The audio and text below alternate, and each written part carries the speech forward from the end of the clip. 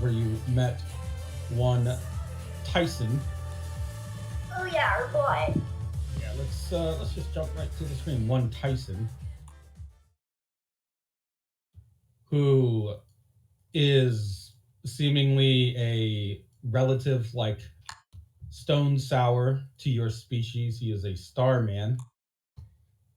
Unbeknownst to your character, Tyson was somewhat of a supporting hero during the events on the moon. These days, he probably maybe strikes you as just a like most people that you've met from the moon, an eccentric with too much power. At least in his case, he seems to be have a rather good nature of wishing to teach and learn and enjoying all that there is of candy.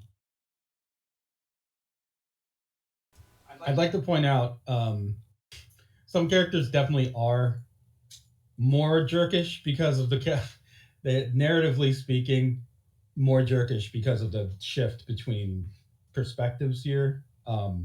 When you were on the moon, Tyson was just kind of like a big boy, a big man child who often needed saving. Um, but from this perspective, he's basically an alien visitor who seems very sure that he can punch anything to pieces with his candy fist. So Like he wants to come here and teach children how to read. I see no problem. yeah, that's pretty much what he's about.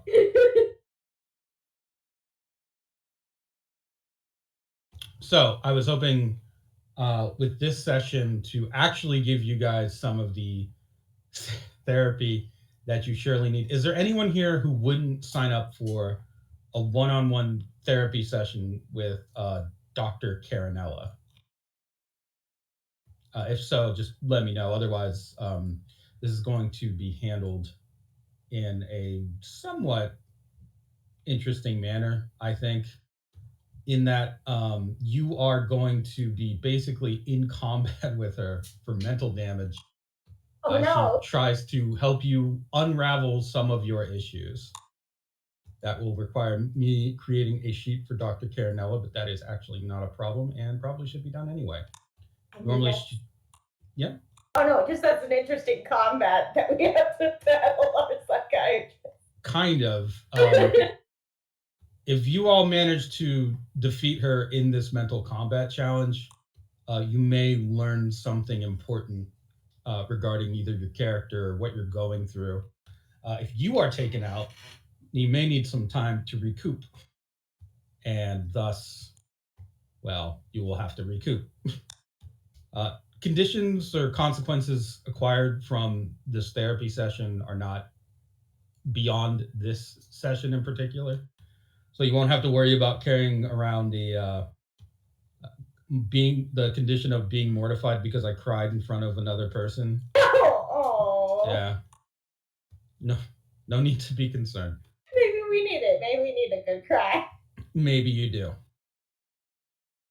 Oh, yeah, there's her token. Great. Dr. Carinella has a few traits that we will review.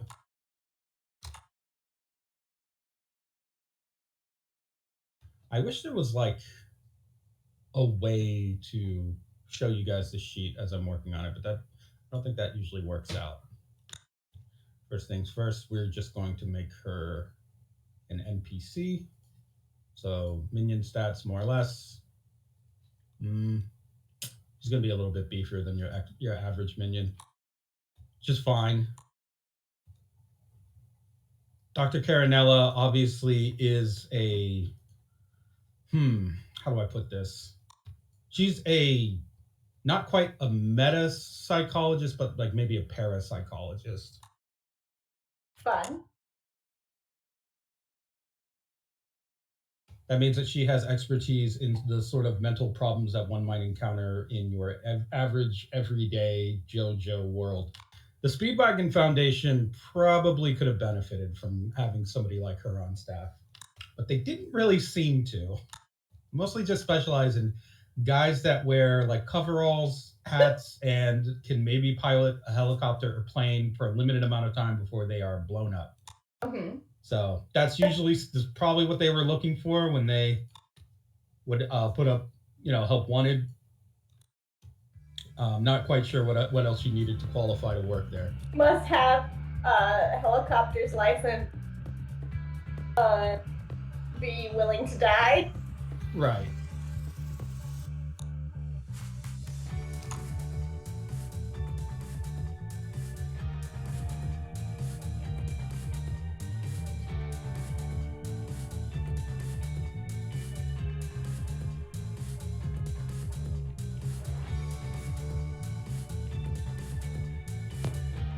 Yes, must be able to make outrageous expressions at the drop of a hat.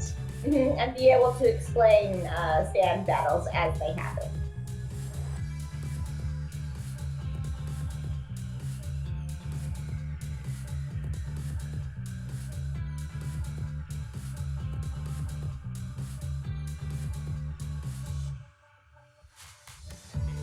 All right. So what else do we know about Dr. Carinella? She is a pretty good baker. Oh yeah.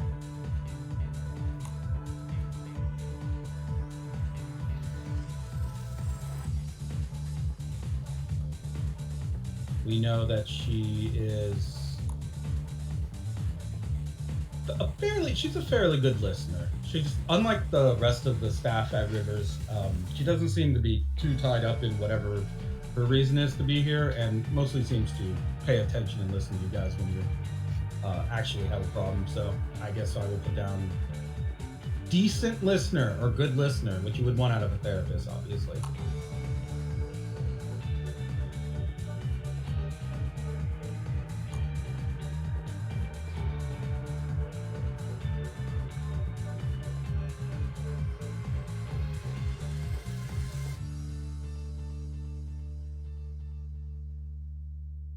And then the last aspect for her right now, she had a punk phase Yeah. in her youth.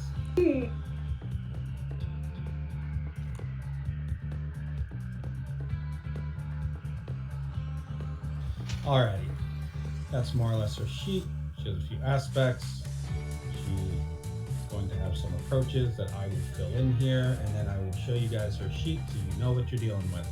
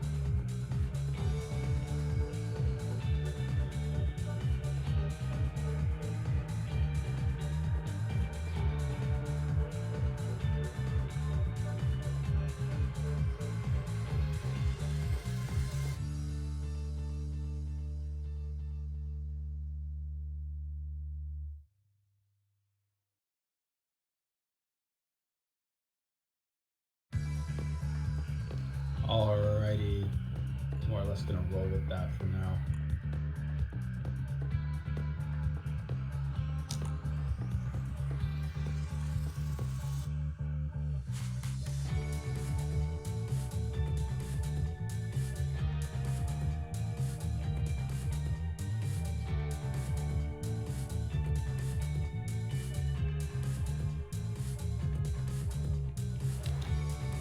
Okay. So, after having met with Stone Sour and him almost bursting out of his cell. Eventually, Rivers personnel would have arrived on the scene, and they would ask that you just let them handle this. They still need to pretty much make sure that Stone Sour will not burn down the lighthouse.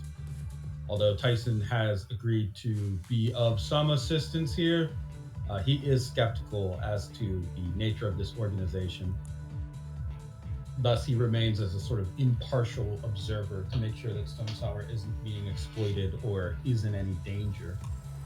He will not interfere as of yet with what Rivers is doing, but he's still a little on the fence about all of that.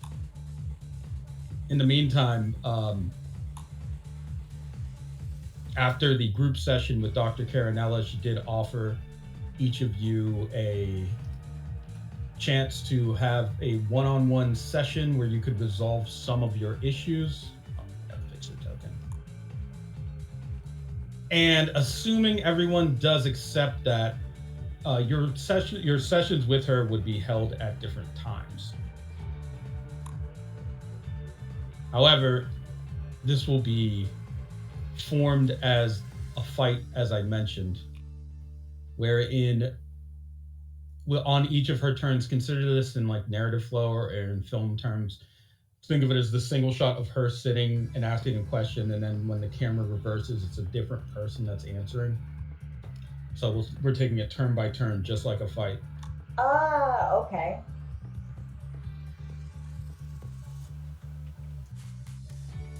Alrighty, I think everything is set up for this. So, we will establish your turn order here in a different way than we normally do. In this case, and I'm pretty sure we can even go to a combat tracker with it. That's fun. Does it work? Oh yeah, it works. Does this thing even roll initiative off of? So find out. Speed?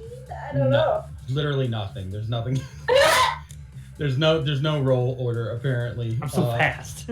So fast. Everyone has 0. Oh. Yeah, you know what? Everybody roll speed, I guess. I have to figure out what it is that I'm so good at therapy. I do it so quick, guys. Hell yeah. I do that merman thing where we talk so fast we can only understand each other, and her ears bleed a little, and she's like, "Yep, that was good." Do you think they have like little translators for that eventually? Maybe. Hmm. I do like the idea of doing that, and then she just kind of goes, "So tell me about your father," and all of us just like, "Ah, shit!" She got us. Every single one of us. It's the perfect like nail in the coffin.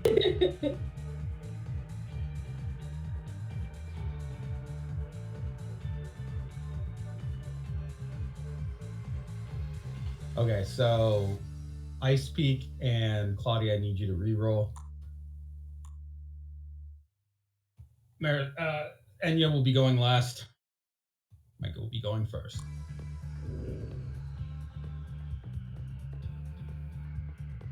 If you guys roll the same again, I'm gonna leave.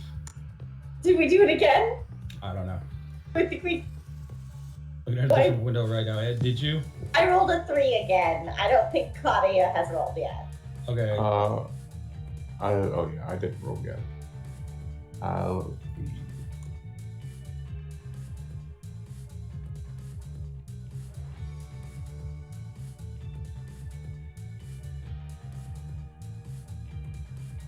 Okay.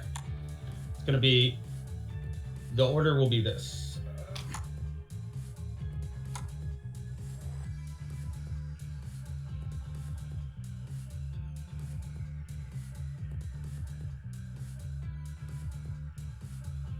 And if I could get Combat Tracker to actually let me edit things, that would be nice. Not sure what the issue is there with that. Let me see. I can't manually change the number. Huh. Even for DMs? That's weird. Yeah, I don't know what that's about. Figure it out, I guess, at some point. It's not that important. Just be easier to keep track of shit. Oh, I know what I could do. Hold on. Clear initiative.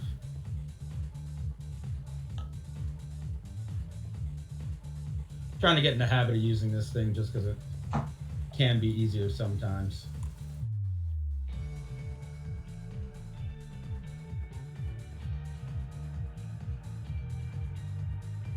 We can't actually. Can we see it? Yeah, I can see the rolls being made, but I can't see the tracker. You Yeah, can't see the same. tracker. Yeah, I haven't started it yet. Yeah. Okay. Out of Oh, curiosity, I wonder if I begin combat, does the tracker show now? Huh, weird. I can see. I yeah. can see it in the tab. Oh yeah, well Yeah. that's where it's Combat. meant to be. Yeah. Oh yeah, I can see it there. It used Oh, to, yeah. it's just that the D&D one has it on top. Yeah, I usually expect it to pop up. That's So that's called combat carousel is what you're thinking of. That's actually a module, I believe. Okay. okay. Unless it's built in, it might be now. I'm not sure. You know, they did do a big version update, so.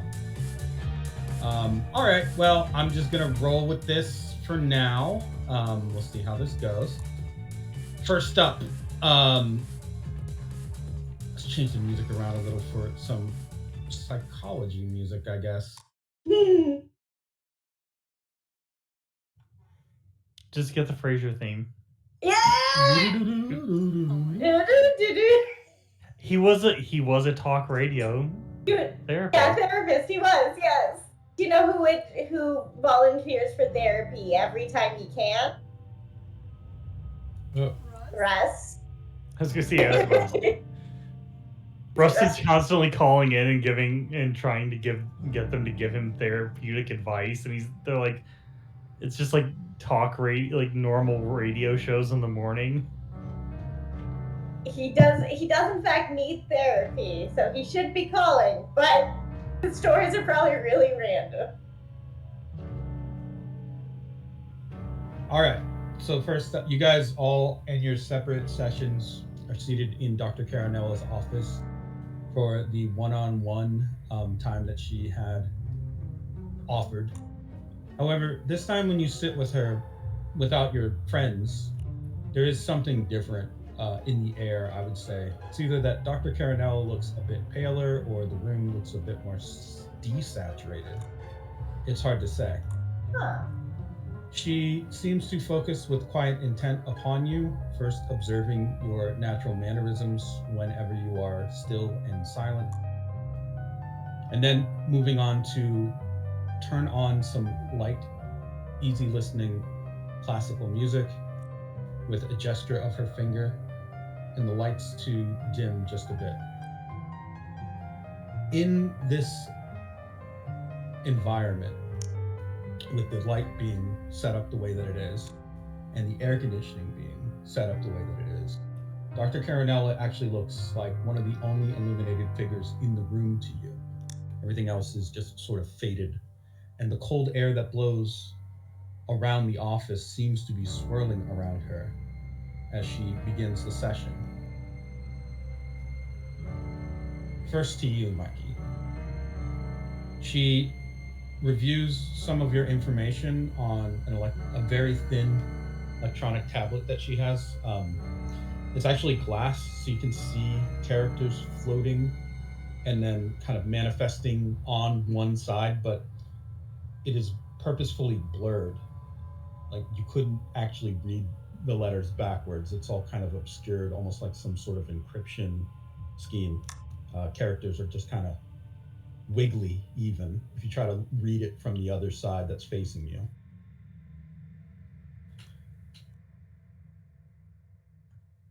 Well, that's lame. She should let me read what she says about me. This is But I understand. Have you ever tried to read in a dream? Because this is what it Yeah, feels like to read in a dream. Yeah, nothing's written correctly. Like I once tried to read a whole paragraph off in my dream because I can do that, but like each word does not connect into a full sentence. It'll give you a word, but none of it will it won't make a full sentence. It's like anytime you see like Midjourney or any other AI be like, I'm gonna put a name of a logo. What is it? And you're just like, yep. Everybody loves it. It's Just Q 18 times. Yep. Or the logo is just somehow melted into the human body for some reason. It doesn't now. It doesn't. It doesn't know. It truly doesn't know. There we go. It thinks the logo is supposed to be that way. So first up, Detective De La Cruz, Dr. Carinella, looks at you pointedly. So, Detective, reviewing some of your files, you didn't take much time to mourn the death of Lazaro, did you? Ah. Oh, no. Unfortunately, the end of the world doesn't stop just because you lost someone. Give me a durability roll.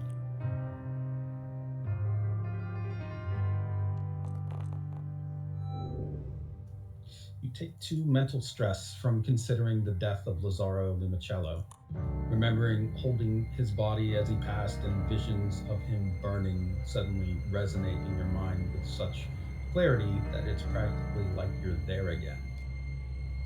And now you, on your turn, get to ask a question of Dr. Carinella. Oh, good, because I did have one that I wanted to start off with. I guess Mikey would take the time and just go, If you don't mind my asking,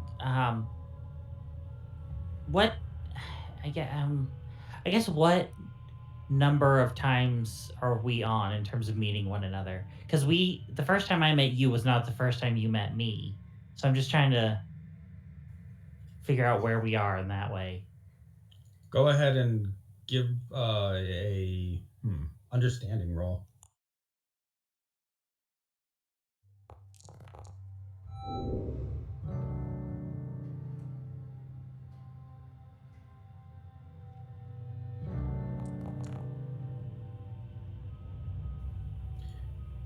She seems to ponder your question for a moment and then places the tablet into her lap. Unless you invoke an aspect to really get your point through, it's likely that she's going to start to question your ability to track time and your awareness. Can I invoke my trouble? Sure. What is your trouble now? It is That is the path of most resistance. Okay. How would you like to employ that in your question here? I think much like a tree, he will take root and she will have to either be like water and go around him, or she will have to deal with it. I just want to know. This isn't a big deal. I just want to know. It seems like she is considering writing something down about the question you just asked, but instead, she honestly gives it thought. To be honest, working here at the lighthouse sometimes causes, how do I say it, certain strangeness. So keeping track of those sorts of things is really only useful in terms of digital record keeping, which even themselves can be somewhat unreliable depending on what the environment has to give me. You're asking because you are experiencing some sort of temporal anomaly, I assume. She looks down at her tablet. Not currently, but just before we met. Well, I guess technically before we first met. I met you, and you told me that this was not the first time you met me, and only ever really bring it up with you about us meeting in that sort of prior moment. She holds up a finger to say something, and then the next thing you know, she's leaning back in her chair. Huh. Right. You're here now, correct? Yeah, I'm in the moment. Okay. I think we might need to get you on some medications. She seems to start to write down on her tablet again. Next up is Ice Peak. Dr. Carinella, in your session with you, seems to be going over a list that on her tablet side is actually contained within red boxes. Oh, okay. She scrolls through it and then looks at you, Ice Peak. How are things with the family? Doctor. You will have to be more specific. Your adopted family on the island of Doma, have you spoken to them since you departed, or is it mostly radio silence? I have been attempting to exchange letters. Well, emails. But as far as proof of life goes, no, I have not been back since the NWO took over.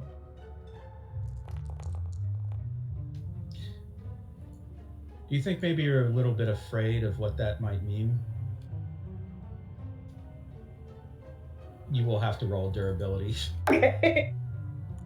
Actually, it would make more sense here. Yeah, durability's fine for now.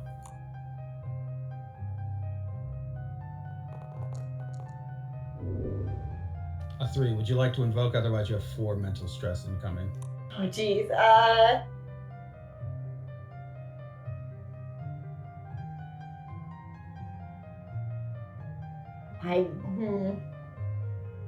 She's gonna invoke, actually. She's gonna invoke that she is an excellent listener. I do remember you talking quite a bit in some of these records about the importance of those people, their struggle. Do you often wonder if maybe you should have stayed there? That turns that 7 into a 9. I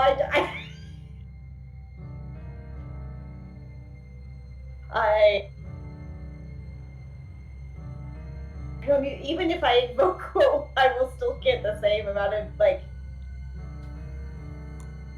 You gotta put up your dukes here. I open up my dukes. I guess I'll.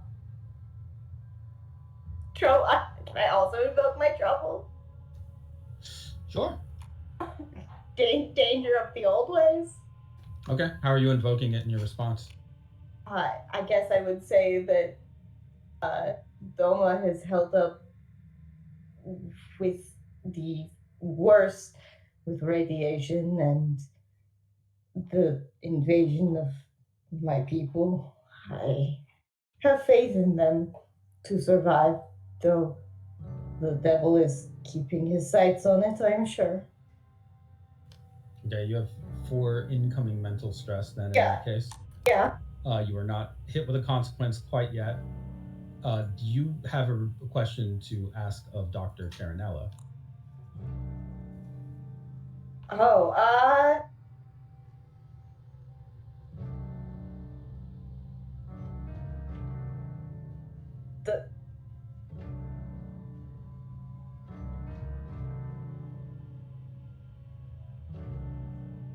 Well, if you can't think of how exactly to work. Oh, okay, go ahead.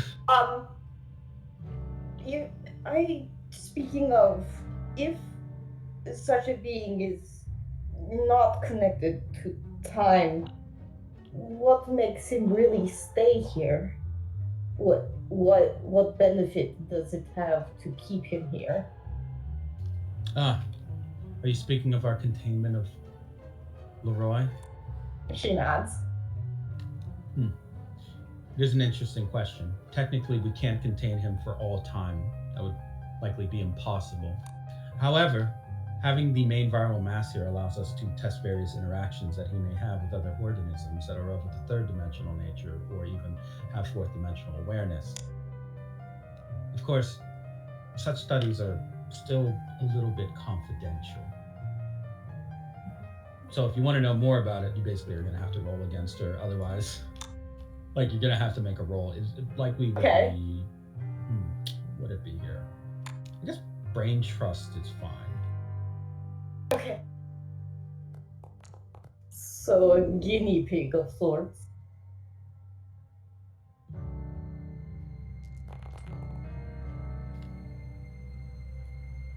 She nods her head, of sorts. Although, I suppose it would be, preferable to allowing him to just run wild and then surveying the damage that his current viral mass can cause on the world.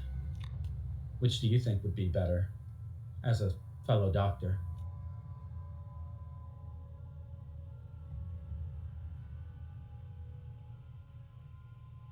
I think it is, as in the force that he is it not humans infecting him?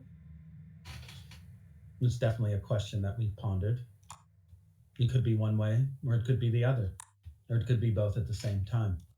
The nature of fifth dimensional organisms is that they don't exactly have to obey the very same laws of causality that we do all the time, only when they're directly interacting with us. However, when it comes to influence, origin, and some of the machinations that they can put up, sometimes cause and effect are a bit blurry.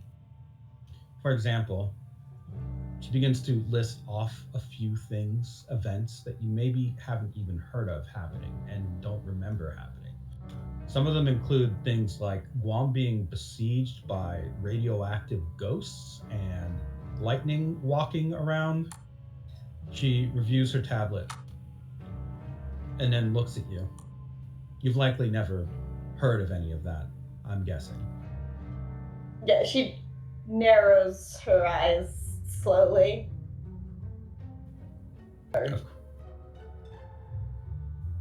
Of course, you wouldn't have. They didn't happen. But Yet. introducing the idea that they had happened or will happen can sometimes have unintended consequences, such as a domino effect, where they eventually do happen. Simply considering the option can sometimes make it, well, a reality, either here or somewhere else. In that same way, a fifth dimensional being can exist along not only the timeline as we know it, but multiple timelines. That means that they can likely skip between realities, choose which one makes sense or is more beneficial for them, and even, who knows, piecemeal a timeline out of other timelines. The phenomena has been studied pretty thoroughly by people like Dr. Holmes and those who are in the Brotherhood of Alchemy, but unfortunately, the amount of study that's been done on it outside of those profiteering maniacs and mad scientists is currently extremely limited. The question is, how does psychology really play a part in the entire dynamic? If we are somehow picking and choosing what happens next, why don't we always choose the best options? Or, moreover, why doesn't Leroy just consistently win at all times? If he had the ability to have fourth dimensional perception in the way that we understand it, then he should be theoretically impossible to overcome. Not only that, we would have never even stood a chance. Our existence as we know it might not have even occurred. There would be nothing here. The only option truly is that either he does not have the sort of omnipotence that we might attribute to someone of his awareness, or he's a sick sadist that just enjoys creating people to watch them suffer. Hmm. The last one is fairly terrifying. He has won before and seemed upset of his win. We did record that information. There's a follow up that I have, but we'll get to it. She starts to go through her tablet again before moving on to Claudia. Claudia, she asked you pretty directly. Memory blackouts, wandering in a sort of fugue state. There has been some record here that, of course, you have done damage to your home. And there's the issue of your children. All of these are very strong considerations when we have to draw up a psychological profile of a person. But in your particular case, I found that actually creating a good psychological profile that would be solid is far more difficult for you than it is for your teammates. Do you know why that might be? Why do you think that? Well, you'll have to roll durability to see if that question is unnerving to you. Luckily, you Okay. have pretty good durability. Let me-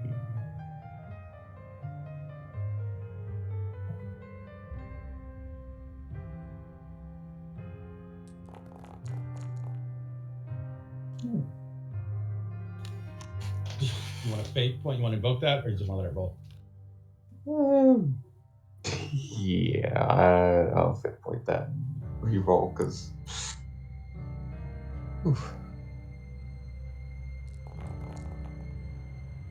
Okay. Oh, jeez. That's I mean, it's 4 mental stress. You can handle it, I guess. yeah. I'll just take that because Yeah.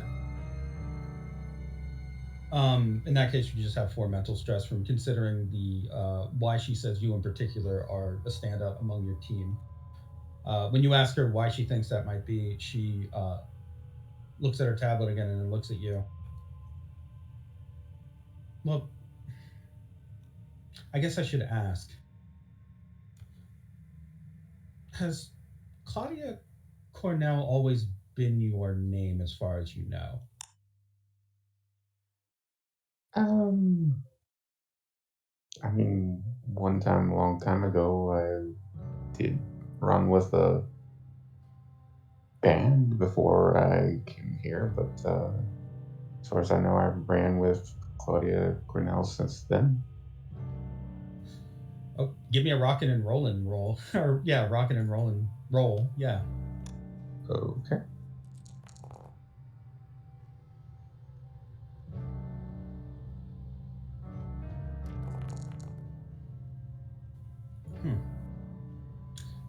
You can tell when you give her that answer, she seems to raise an eyebrow as if that was somewhat what she was expecting. And then she looks back at you and says, no other aliases then that you know of. But there are some concerning readouts that we've gotten from the bioscanners within the lighthouse that are also, how do I say it? Well, as you know, in psychology and general therapy, one's mental state can affect their physical state. A person who is sick will hopefully feel at least some relief, if not disappearance of some symptoms entirely, if they are in a better mental state. That's the importance of looking at my entire field as a medical service and medicine in general. However, with mermen, it's a little bit more complicated. Your ability to control your molecules on a nearly individual level, as well as manipulate your entire body and its structure, also means that you can manipulate the structure of the brain. For some of you, it seems that that is a point of strength. And for others, that sort of malleability can be a weakness of sorts, or it can lead to issues. Mermen do need their own field of study, I believe, for this reason when it comes to psychology. I have encountered cases of people who have 2 entirely different identities without really knowing which is real, or rather, even being aware that the other exists.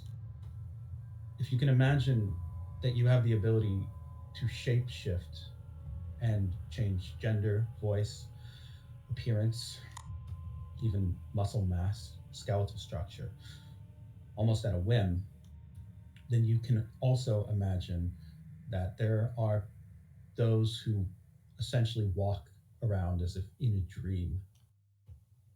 Without realizing it, there'll be other people. And upon questioning, they'll give all of the standard responses that most certainly indicate that they have a mentally healthy condition in that persona. And in the other persona may also answer affirmatively and be strikingly normal. And yet, I have seen video evidence of such changes occurring rapidly and in some cases almost instantly. So I have to ask, do you feel like maybe that could be true of you as well?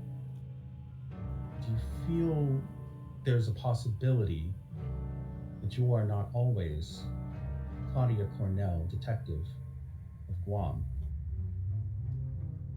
Um, hmm. She sits kind of there and thinks, and says, "Sometimes, certainly. I can't ignore that. Sometimes I feel a presence there that isn't me that I've had to fight against." I see. She starts to write down. There are purple check boxes that are appearing on her tablet screen that she is just pressing each one individually in a line, like marking them off. And once she marks them, they slide off the screen. She seems to want to ask an even more important question, but the perspective shifts to Enya's session. Dr. Carinella, like with the others, is reviewing your information and details. Enya. She smiles at you and says, among your squad mates, you are from, it says, the deepest regions of the ocean, usually associated with those that are, to put it lightly, quite frightening organisms among your kind. And yet you present, as far as I'm concerned, a fairly standard human in your chosen appearance and visage. Are there times when perhaps you feel it would be easier if you could just be yourself? I'm just gonna stir restlessly. Oh, I guess I'm rolling durability. Yes, you are. Oof. You want to re-roll that? Re-roll that. Okay. I'm gonna invoke a silver heart and occasion bone, I think. Okay.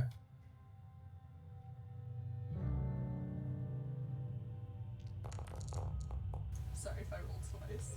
Okay. Oh, good. Good reroll. Very good reroll.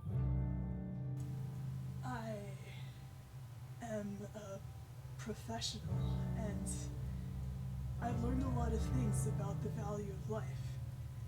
As you might know from my profile, I regrettably put my duty over life and killed my partner at some point, so I have to be better. She nods and marks that down. You take 2 mental stress, I guess, but otherwise you recovered from what could have been a more devastating kind of attack on your psyche. Also, I realized I didn't make Dr. Caronell's sheet obvious. There it is. She is visible under the Rivers folder. If you want to see what her aspects are and her roles and such. Do you have a question for Dr. Carinella? I think I saw Thea crash into the world when I was in the Golgotha pit, and I thought I saw Leroy fall past me. Granted, I was on green crack, but I swear this happened, and I'm not really sure how to process it yet. Go ahead and give me a connect roll.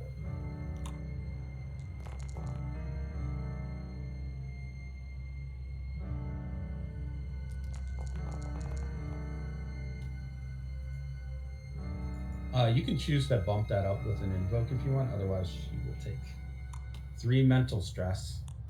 Alright, fine. I'll invoke Assaulter. Okay, so that turns your 6 into an 8, in which case she takes 5 mental stress. She seems to be somewhat surprised at your mention of Thea, and then notes through her. She goes through her tablet and says, "Okay, well, I guess I didn't get that information. You actually saw Thea and the scientific, theoretical Thea that was supposedly responsible for smashing into the world and creating it as we know it. You were there and you saw Leroy there, which would mean that she has to pause. That's a troubling turn of events. Hmm. But in a way, it makes some sense, sort of. I'm going to have to ask some people about that particular thing. I'm sorry, what was your question? I was just thrown off by that somewhat startling revelation. Well, it just felt like I could have done something different, maybe, because for a moment I did catch who I'm pretty sure was Leroy. And, well, he definitely could have killed me just then. I was not in any position to kill him, I'm pretty sure. I don't know. I'm just. It was a weird moment for me. Well, I am not exactly as well versed in this sort of thing as some of my colleagues here at the lighthouse, but I would imagine that the reason he didn't kill you is because he couldn't kill you. While it is true that fifth dimensional beings such as him do not always have to follow the laws of causality if they wish to interact with our world in a way that is meaningful enough, they do unfortunately have to follow one or two of them. Unfortunately for them, because if those rules weren't in place, the entire world would unravel and they'd lose anything of value that they were hoping to get out of it. In the same way that you have to draw a line between 2 points to get a straight line, they have to follow certain setups, origins, machinations, so that they can achieve something here. So you can assume that the reason he didn't kill you is because he needs to draw a straight line somehow. If that means that he had to go into the pit, then that means he had to go into the pit. And that if that also means that he needed you alive, then for better or for worse, he seems to need you alive. Consider it a blessing and a curse at the same time. So, I could have done something different. No, I don't believe that you could. Think about it carefully. You only think that because you're thinking along the forward arrow of time. But someone who has that sort of fourth dimensional awareness likely already took actions or chose a motivation or et cetera, based off of knowing what you were already going to do. In other words, so long as you exist within third dimensional space along the fourth dimensional line that you do, you are really going to have trouble, a great amount of trouble, actually, trying to suss out what it is that Leroy is doing. Fortunately for you, the lighthouse doesn't exist in traditional fourth dimensional space, which has its ups and downs. Milk spoils much faster in the refrigerator. I'm still trying to figure out a good alternative to traditional creamer. Alright, thank you. I think I need to chew on that one. Of course. The order returns back to you, Mikey.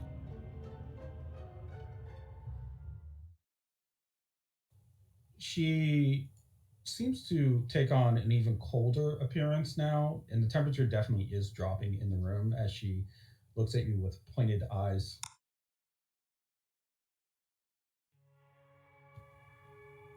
I'll be blunt here, Detective De La Cruz.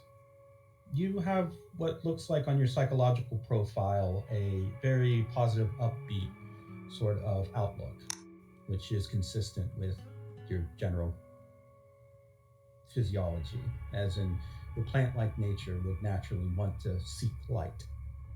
That's my interpretation of it. And it may be a little bit, you know, artsy fartsy or too poetic, but to me it registers and seems to check out just fine.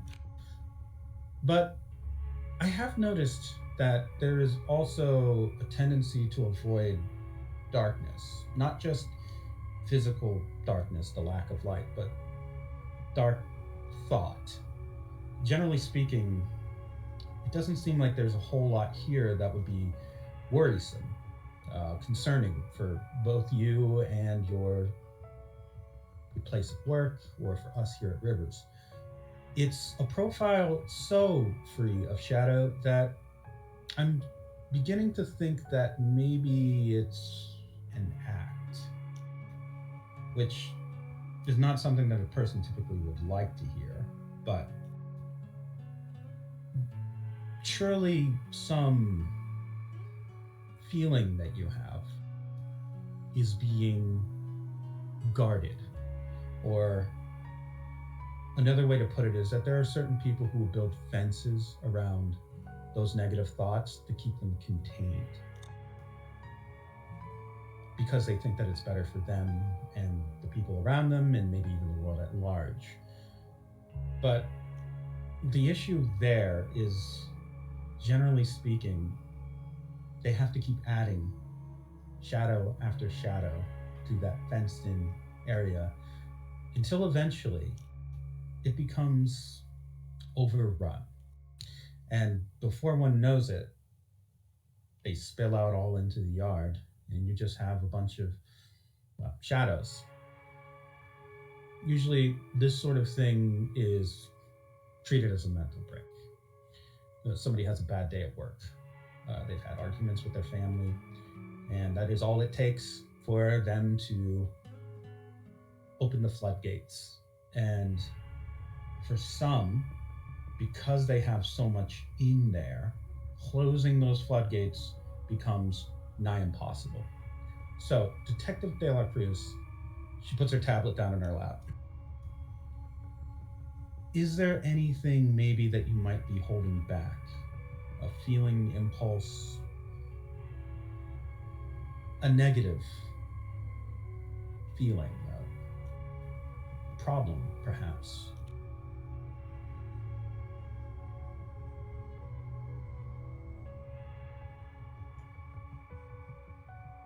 I mean, recently I did want to eat a fly. I know that doesn't sound like much, but I don't eat meat. She's invoking, uh, she's invoking your trouble, actually, the path of most resistance. So this comes as a compel to you. Uh, you either pay a fate point, or you can, on the spot, actually create a troubling memory, urge, or impulse for Detective De La Cruz. I think for now I'll pay a fate point. Okay. In that case, give me a durability roll.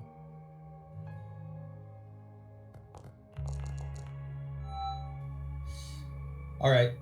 With her invocation of, her drive is to reach the core of the urge to die. Because of that, she seems to be probing you very directly because you don't seem to have any signs, symptoms, or anything relevant to that urge to die. In that case, you will take the 5. Do you have room for 5 mental stress? You do, right? Yeah. Okay, you take the 5 mental stress as her questions really seem to. There's a troubling aspect to them, I'll say, relevant to your own personal experience. Mikey is a very nice guy. We've all seen it. He's very sunshiny, very upbeat.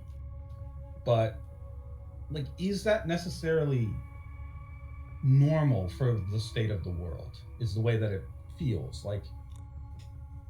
Is that actually reflective of reality? That's the way her question is resonating right now, and why it might be causing some mental stress if you consider it, especially given your character's obviously death condition of being in darkness. So now after her turn, you have the opportunity to ask her a question.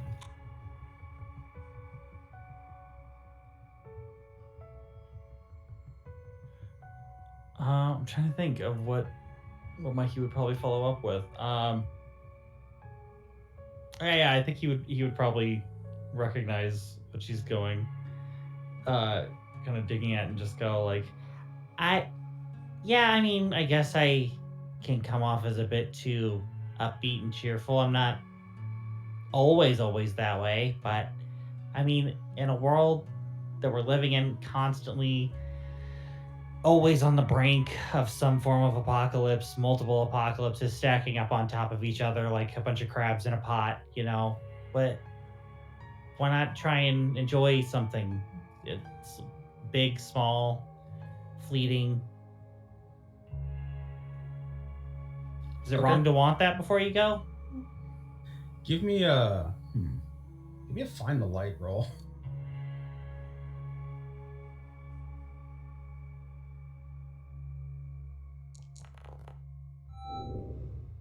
One.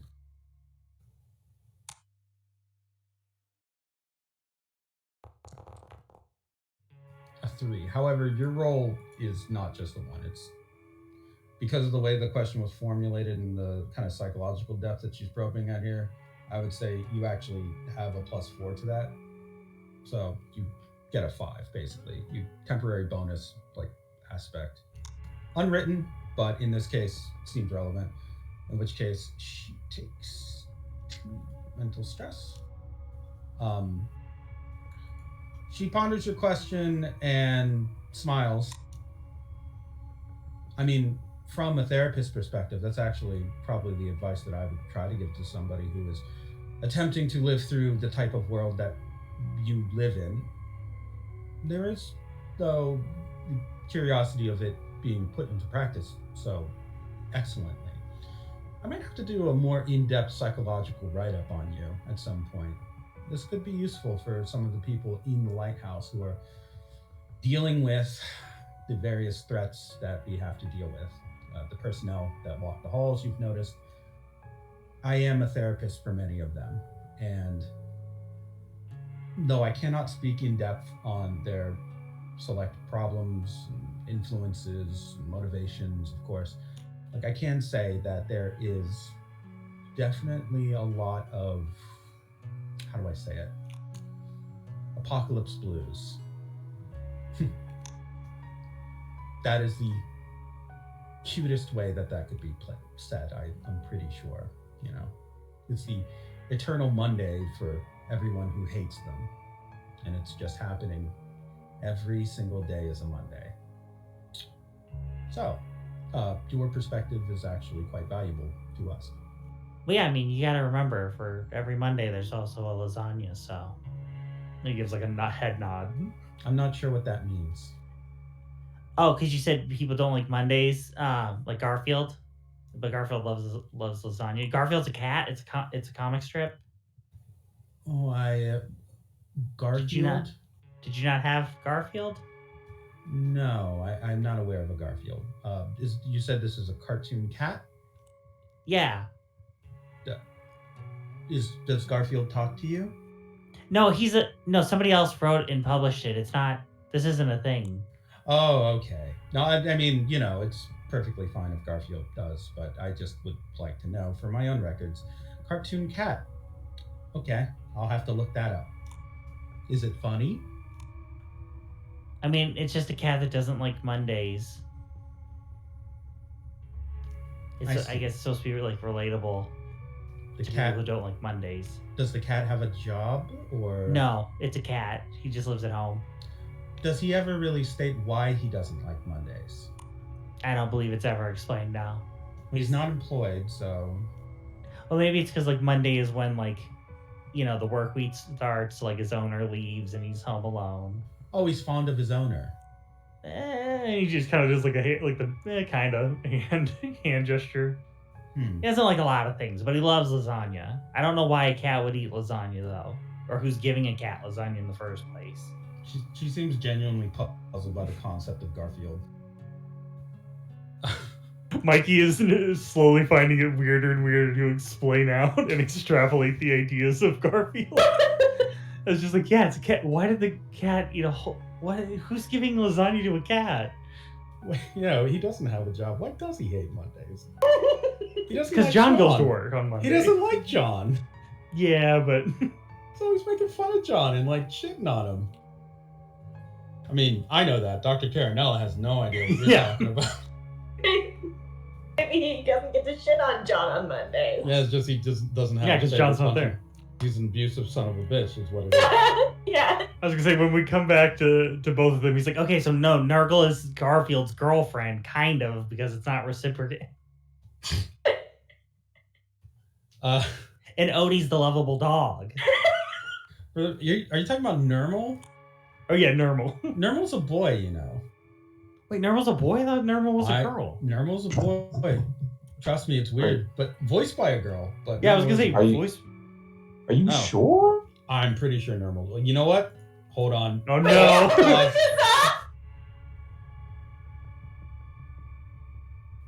Is Nermal a boy? I mean, Nermal does have girl eyes. No, Nermal's a he. It says it's his nephew. Oh yeah, it says he.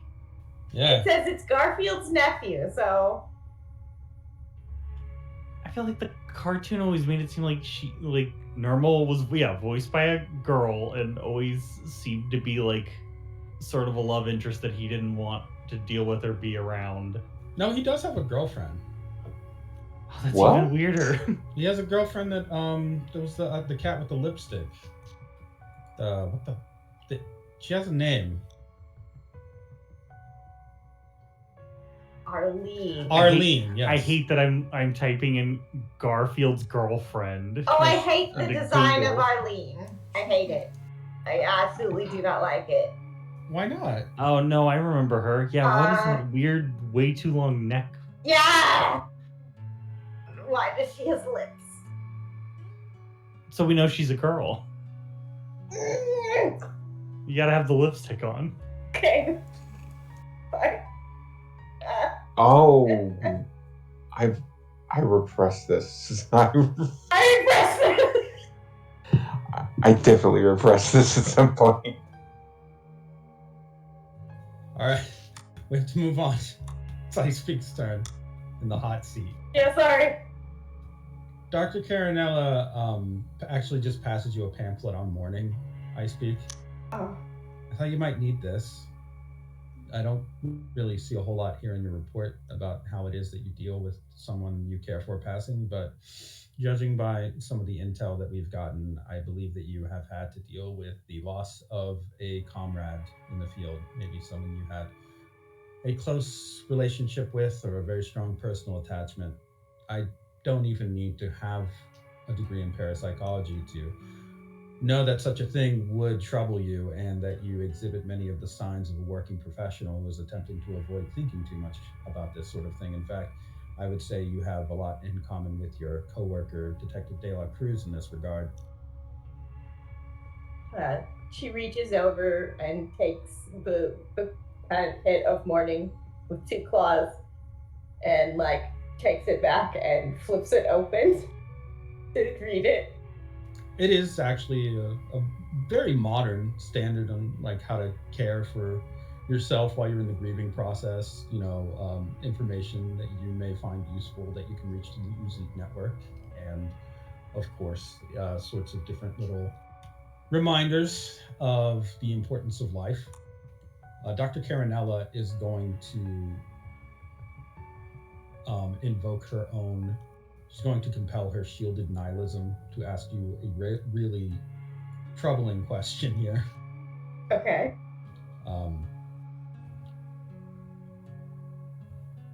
Let's see. You will have a +2 to your next roll against her. All right. But she is going to also invoke her trouble of shielded nihilism. Which gives us a +2 on top of the roll. A 6. Okay. She's going to further invoke her job as a parapsychologist, making that 6 and 8. As you can tell the light dims in the room just a little bit more, and her own paleness is almost intensified to the point where she looks practically neon. This very bright white. Do you think sometimes, or do you consider how simple it might be to join him? Does that thought ever occur to you at any point? Are you asking me of death? I am. The troubles of the world are many, and the things that you have gone through are also many. And there are times, certainly times, for all of us, when we think about a loved one that has passed and how much simpler it would be if either we were in their place or we could go along with them. Is that a thought that ever occurs to you, especially given the nature of your work with those that have passed away?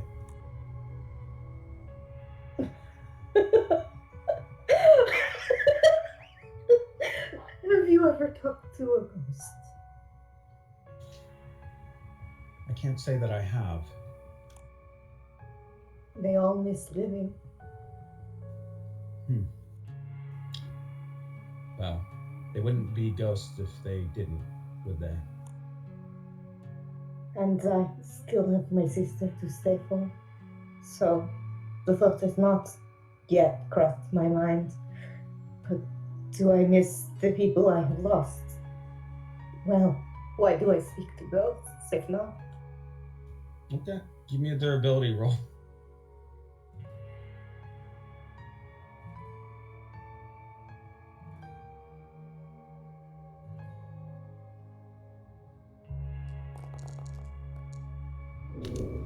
It's a 2 versus an 8.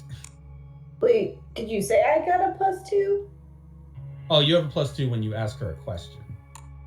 But for this round, the bonus doesn't apply. I don't think I can even reach, even if I spent 100 points, I don't think I can reach an 8. Okay. In that case, just mark off your... in this case, I think you could just absorb it with a... it's your choice how you want to absorb incoming sick mental stress. Okay, so there's 6 incoming, so I have a 5 slot, so if I spend 1 point, I will just take that 5 slot? If you invoke once, yes, you will just take the 5 slot, I believe. Let me think about that for a second. 6. No, you would take, you'd still take 6. So it's really a question of, no, you're right. You would just take the 5. Okay, then I will spend 1. I don't have an aspect for it particularly. I guess. How would I invoke blue? You would invoke that with probably your shared depth of twilight. Okay, I'll invoke it with twilight and just sort of shift back into the darkness from her blinding bright. Okay. I'm more used to the dark. All right. Now you can ask her a question, and you have a +2 to your roll to get a somewhat solid response.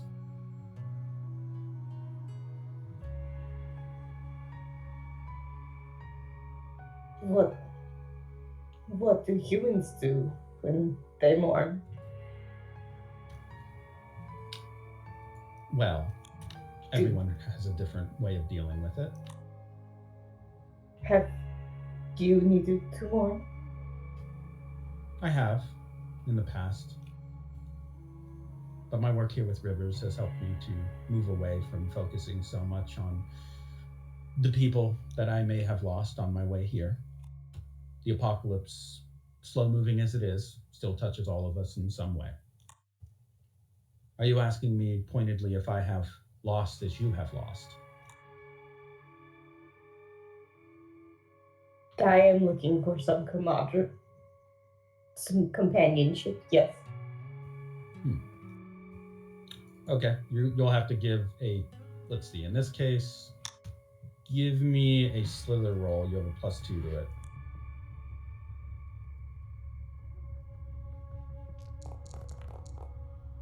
Oh. What? I guess I should re-roll. Yeah, probably. Have 1 faith point. Well,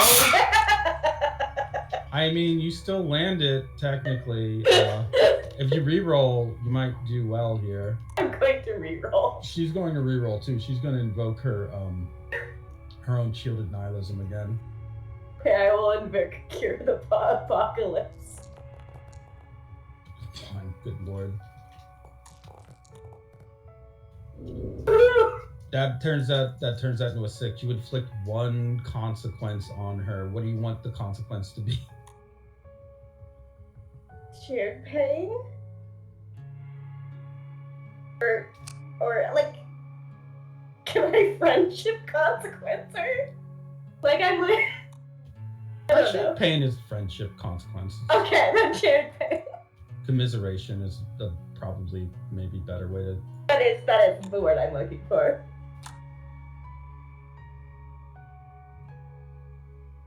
In that case, yes, she has a consequence on her now. She nods her head and places her tablet down again. There are certainly people that I have lost, but maybe the most important thing about it is the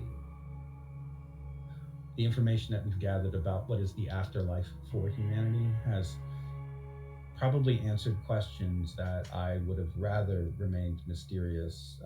For example, were you aware that at one point there was a video game created by those that lived on the moon where ghosts would go and live what could only be described as a gamified life as what are known as non-player characters in a fantasy world role-playing game? I was not aware. More troubling still is the fact that this entire fantasy world apparatus containing who knows how many souls was commodified by a company known as the ELO. It was a cute and fun mobile game that they could play on their very specialized devices. The ability of that particular society to not only capture spirits in a false reality where they were being essentially forced to repeat certain behaviors, that was probably one of the first, I would say, reports that I read after gaining employment here at Rivers that gave me nightmares. Truly horrific. And yet, upon reading information, any archived data and messages that we could from the moon, for the most part, people seem to just talk about how fun it was. Or in some cases, there were entire parties, guilds, clans, whatever you want to call them, that were formed specifically to torment these NPCs or to kidnap them, or far worse. The thought at the time that I had was my mother there? And to this day, it still does occasionally give me a night of restless sleep to consider. Truly horrific in every possible way. She just stares blankly at the wall. You have, of course, dealt some damage to her psyche here, and she has revealed perhaps the aspect of commiseration with your problems. Ice Peak will reach out and put a clawed hand on her hand. Will I assure you, if I ever find this game, I will free the spirits. Luckily, I don't believe it's still in operation, but I appreciate the thought.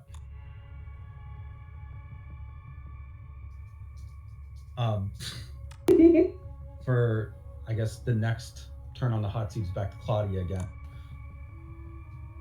Dr. Carinella, reviewing your sheet, asked you a very pointed question. On the topic of a perhaps fabricated identity, as I have seen happen before, there is also the case of that identity creating friends, co-workers, family members, for the purposes of the identity. These friends, family, and co-workers are sort of accessories to what is the costume that is that identity. So, Detective Cornell have you had any issue with, how do I say this, the concrete nature of any of your associates, friends, or family members that has caused you some question or concern, especially recently?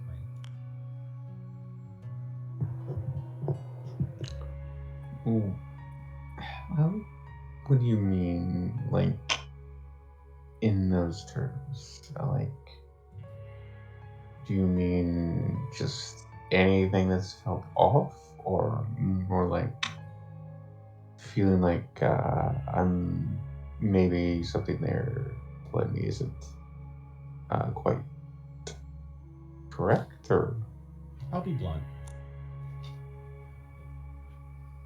Director Summits, Chief Summits, however you refer to him in his line of work, I believe he's Chief of Police. Okay, well, he said that he had trouble locating your children during the security detail that was to be used for various members of your squad and any loved ones or friends that you might have wanted to protect. The school records of the school that they are registered as attending are, of course, all marked as being that they are in attendance, but upon reviewing video or photo materials, they there is no actual clear picture of your children, uh, and also further, as I as a professional, going out into the field is not something that I commonly do, especially not with all that is happening in the world. But I did happen to visit the school that they attend to check up on some of the employees of the school to determine various important information about whether or not there are threats to any of you. And what I discovered was that some of them seem to be missing time in ways that are concerning and are more in line with or symptoms of those that have been. She has to pause. Hypnotized. Do you know why that might be? no. Why would I know what that's like? Well, since we're being open, I feel my office is actually equipped to be able to register whenever someone is attempting to use any kind of verbal alteration of a person's psyche in the way that you are familiar with this as a voice type merman. You are almost consistently putting off those signals, whether you realize it or not. It's not just in your voice, it's also in things like your footsteps, the sound of your breathing. If you cough, sneeze, hum a song, you are very, very, very actively altering the minds of those around you. And it does not seem that you are aware of it.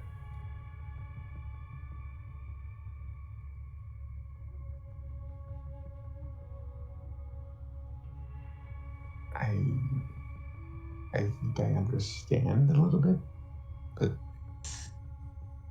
yeah, that is disturbing, to be sure. What's maybe more disturbing is that I believe you that you are unaware of it, which would mean that somewhere inside of your psyche there is an impulse or a persona that is actively attempting to do this through you as a vessel in a way, or you through your identity, I should say. Do you have any idea who might be doing that? Because this is actually quite advanced in terms of, I don't know what you want to call it, psychic interference, shared hallucination. It's a powerful thing that is happening. It's so powerful, in fact, that We have actually had to safeguard our own personnel whenever you are present within the lighthouse. I mean, you are still welcome to be here, of course, but it's almost like you have a sort of psychic radiation, or, gosh, you are apparently more powerful than you realize, I think, is what I'm gathering here.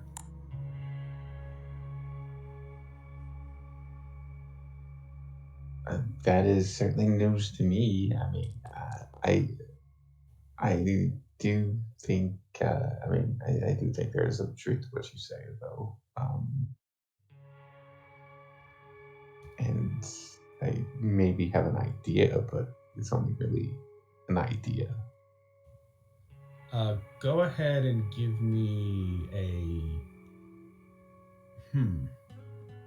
Give me a secret sniffer roll for this. Both in defense of her psychic surgery upon you, but also perhaps you could learn something if you're successful. Oh, Okay. got it. Want to invoke? Yeah, I'll invoke. I mean, I guess good luck for this one. What are you invoking? Oh no! Oh my! I was going to invoke her disguise as a community outreach investigator, but Okay. I'll let you succeed at a cost here. You will still take 4 mental stress. okay. Just mark off your $5, I guess. Oh, okay. Yeah, that'll work. She takes her tablet and brings up a video file, and then looks at you. There is some archived data that we have been able to retrieve regarding a certain individual. I have been reluctant to look further into it, but I think at this point, with your group being on the cusp of seemingly a very strange evolution, it may be best to finally show that to you. I want you to know that this is a safe environment and that we are friends, and that this footage has not been in any way doctored. Yeah, that would be extremely manipulative and unprofessional, of course. But she slowly turns the tablet towards you, which is just at this point a black screen with a single play button in the center. If you feel comfortable with something that may be troubling, then you are free to, of course, press this button. But know that once you see this, it is very unlikely at this point, with you firmly in your skin as you are, that you will be able to forget it. Do you understand what I'm implying here? Yes, I do. Okay. Do you choose to press the button?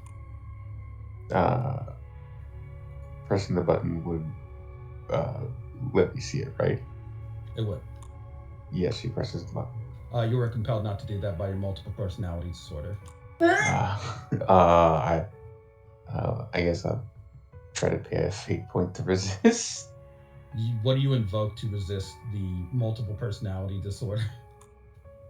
What gives you a central core of your being in your aspect?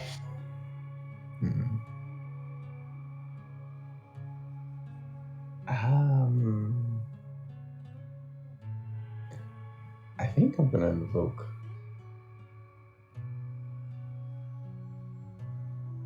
her sunlight. Yeah.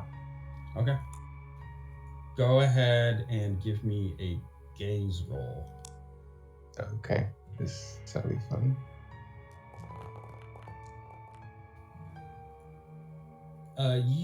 Okay, let's see what she gets first.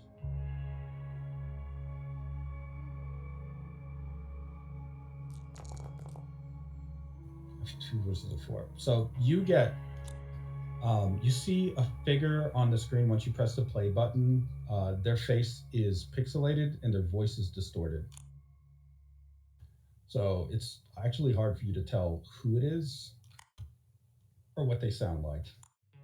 But someone off camera, it seems to be an interview, someone off camera asked them, "So, really, we just wanted to ask, when we found you dressed in this manner, it was awfully strange.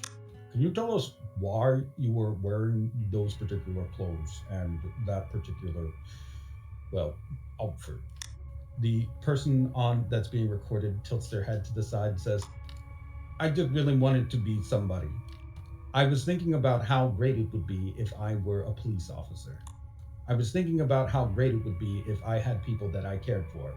I was thinking about how great it would be if I just had a community that loved me. I was thinking about how great it would be because I saw a lot of television shows while I was locked away. I saw a lot of great television shows that had cops from Hawaii. And I liked the way that it looked. And I thought it would be nice to be a mother. I saw a lot of great television shows about that sort of thing, family sitcoms. Everyone laughed. They tilt their head to the other side. So I thought that I would dress up. Was it convincing? Did you believe it?" They tilt their head back to the other side. "Was it difficult for you to really understand what I was going for? Did it seem like maybe I should do something different? Did it seem like maybe I should alter what I was doing? What do you think? What do you think?" You can hear someone off screen start to make pained noises. And then you see somebody fall over behind whoever's being interviewed, just fall right to the ground and leave a blood spray along the wall. "Do you think that I should change? Be honest with me. Do you think that I should change? Be honest with me. Do you think that I should change? Be honest with me. I need help." And the video cuts off.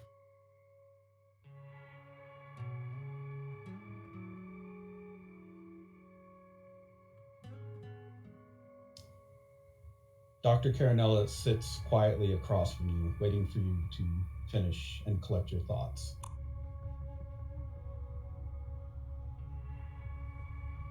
She thinks about it and looks and goes, kind of like quietly, goes, "Is that me?" She pulls her tablet back. "We don't know if that was you. We don't know what that was about. We only know that was when she talks, you actually hear almost like your heartbeat in your ear blocking out what she's saying. So she says a name, but your body physically won't allow you to hear it.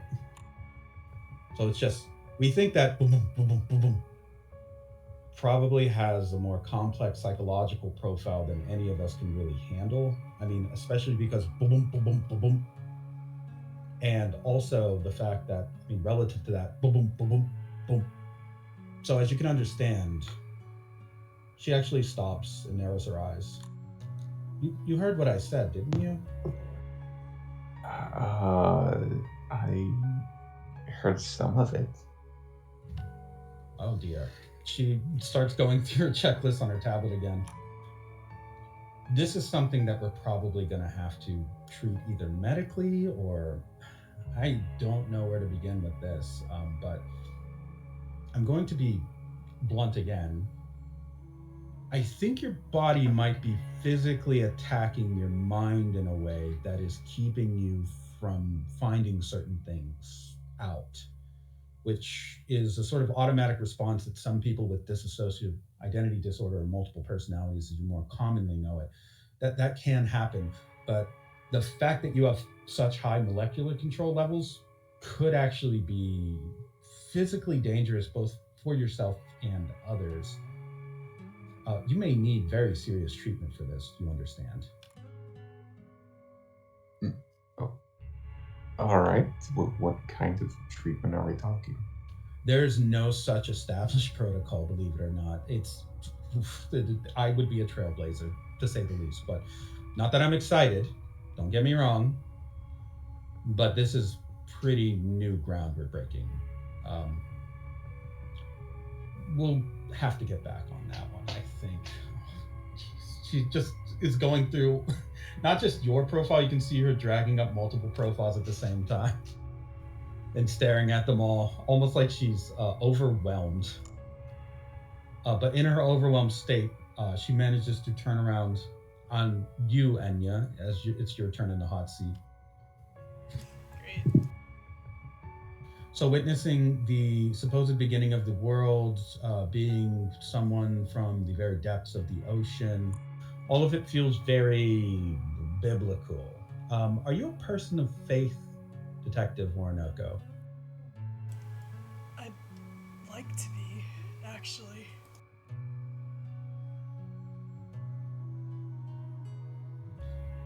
I have noticed in your profile that there is a certain fervor towards what I would call a crusader complex. Not to say that that is necessarily bad, with the world being the state that it's in. But do you think there might possibly be a threat that you could become, well, let's just say it in plain terms, a zealot?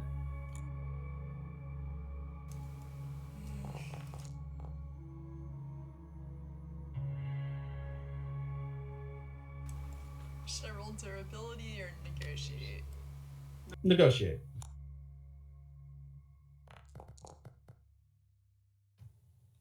4. You take 1 mental stress.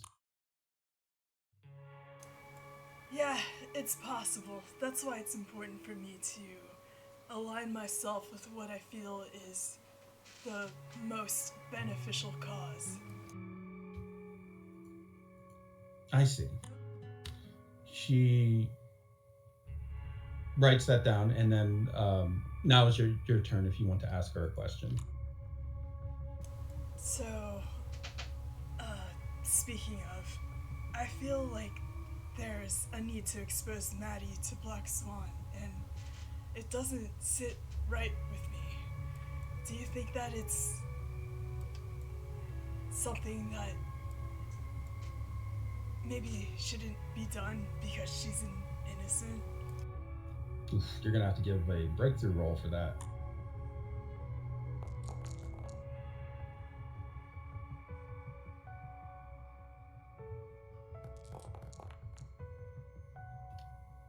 Okay, she takes 3 psychological stress. I mean, I might as well invoke, right? Oh, you can if you'd like, yeah. What would you like to invoke?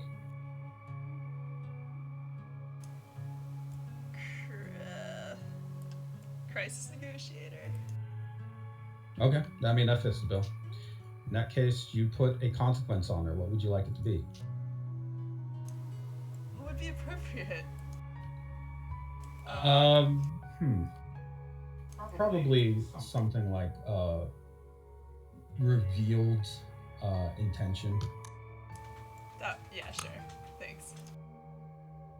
Because her answer is going to be based, because you won in the roles, she has to respond somewhat honestly due to the nature of your question and the power that you put in a breakthrough of trying to get through her cold exterior here. The light dims a little on her.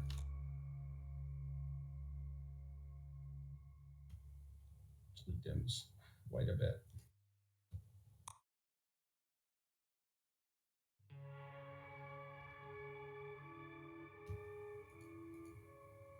I see you have questions about Maddie.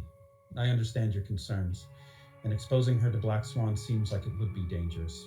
The truth of the matter is, she is an integral part of our plan at Rivers.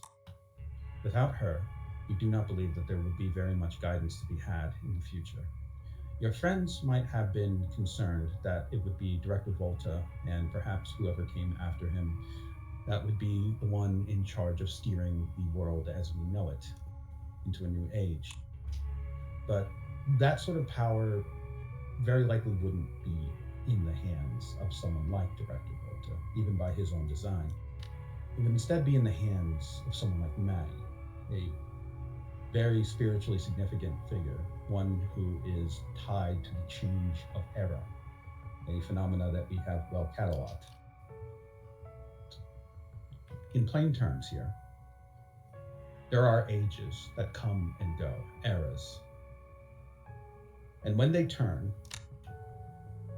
without us knowing it, there is one person typically who is responsible. And not only are they responsible for deciding what the new era will be, they're also responsible for guiding entire nations, either through the consequences of their actions or their spiritual philosophies, that sort of thing. The prior era, as we know it, has largely been defined by one person in particular. That would be Leroy. For whatever reason, he was likely able to overrule the individual in question who attempted to set that era's goal, or to use terms that I have become recently familiar with, flow.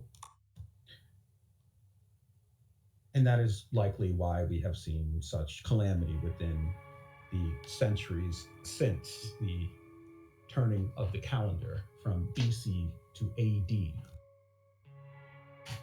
We are going to, at some point, experience a similar change in the flow of the world. And not just the flow of the world in the future, but perhaps the flow of the world in its entirety in ways that maybe even defy conventional fourth dimensional causality, because we'll be operating then on a fifth dimensional plane. Maddie, as you call her, has that sort of fifth dimensional reach. She is not fully aware of it, though that is becoming increasingly not the case. She is becoming quite aware. And without her, we would in fact have to rely on people like Director Volta to hopefully keep the world together once it all shakes out and these apocalypses have run their course. So, if we don't take the time to expose her to the threat of Black Swan in some way, then we would be sending her out entirely unprepared to deal with an organism that has done this before and plans to do it again. Because make no mistake, while we may have the main viral mass of Leroy contained here, it does not mean that we have stopped him by any means. His reach is still far, far too extensive for us to possibly do that. And you have recently encountered events that I think would underscore how dangerous that can be in the Golgotha tenements, I believe. So Maddie is our secret weapon against that. You know then how important it is for us to take quite seriously her development, to guide it towards one that Rivers believes will be better for humanity as a whole, including mermen. It seems like a lot of words to say. Maybe it's just destiny then. A destiny that you can steal is really no destiny at all. And Leroy is probably the greatest thief that ever existed. So, if you can take a destiny, then what was it really worth? Or was it destiny at all? More of a philosophical question than a psychological one. But one does inform the other very often, so. Alright. Thank you. She seems to nod with some reluctance, but does nod. Finally, returning to you, Detective De La Cruz, similar to when she was talking to Enya, the light above her is like fading. She is like dimming out a bit. This doctor. She looks at you and very pointedly says, "Well, enough about Garfield. Although it was interesting to learn all of that. Thank you for sharing." Oh, no problem. I've got so much in here, and he taps the side of his head.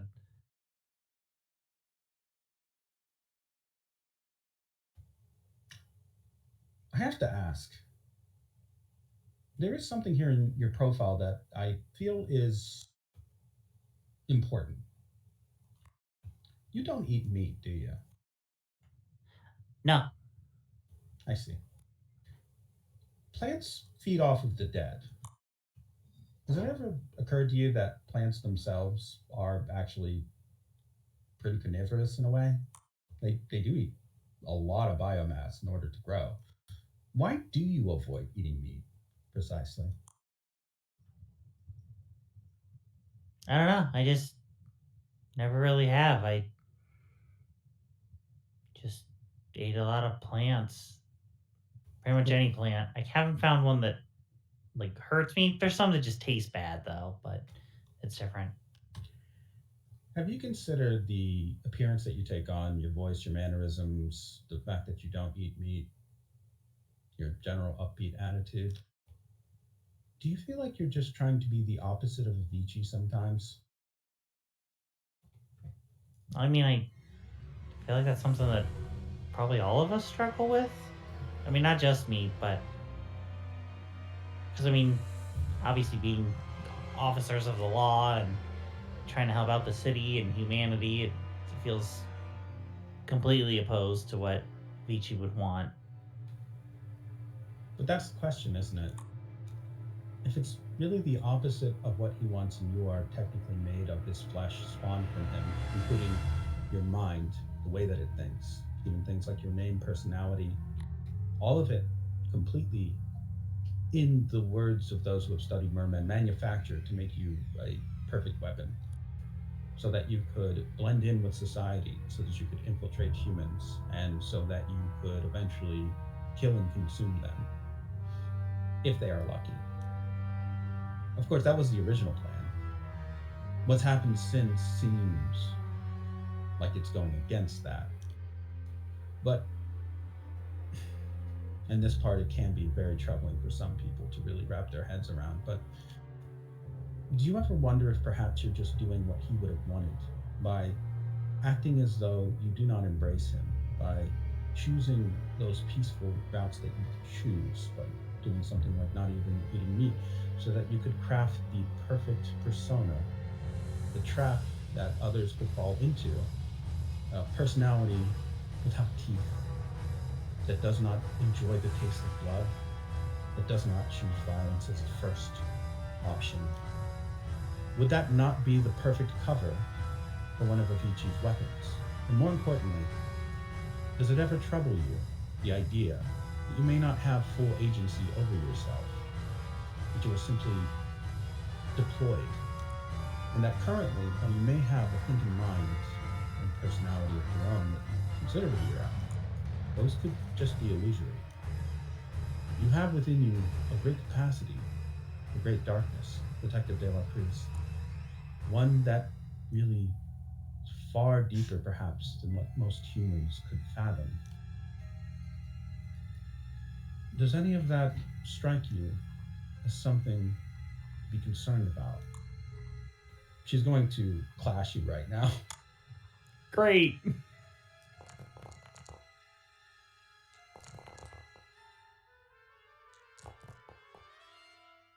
A 3, a 4, and a 1. You will have to roll your depth, your durability, and probably your slick.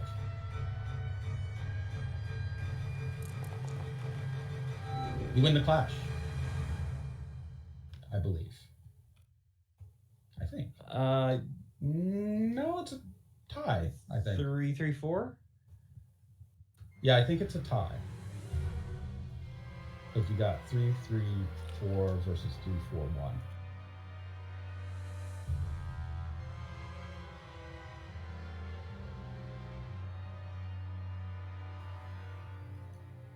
You could invoke on one of them. It's true. Yeah. I guess I'll invoke on the tie. It's all my depth.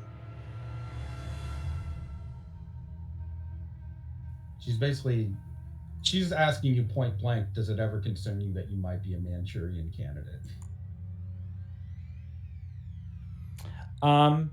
yeah, I think. Um, did Enya tell us about seeing Leroy when she fell into the pit? She would have. Okay. Yeah, I think hearing all that, he kind of takes a second to consider it, and then just goes. I mean, in a way, yes. I feel like, in a larger sense, though, that you're kind of talking about any parent-child relationship. You know, a parent has a child. They want for them to be uh, any sort of way, even if it's just happy and healthy.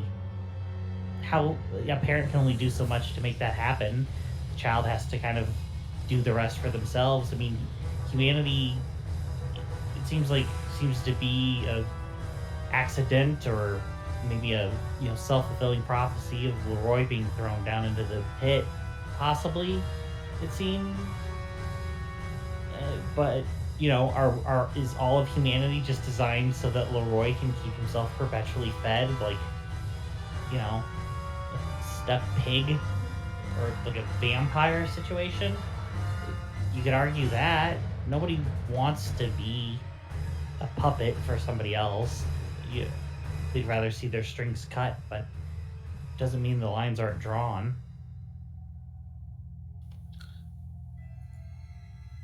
She nods. Oh, that is very true.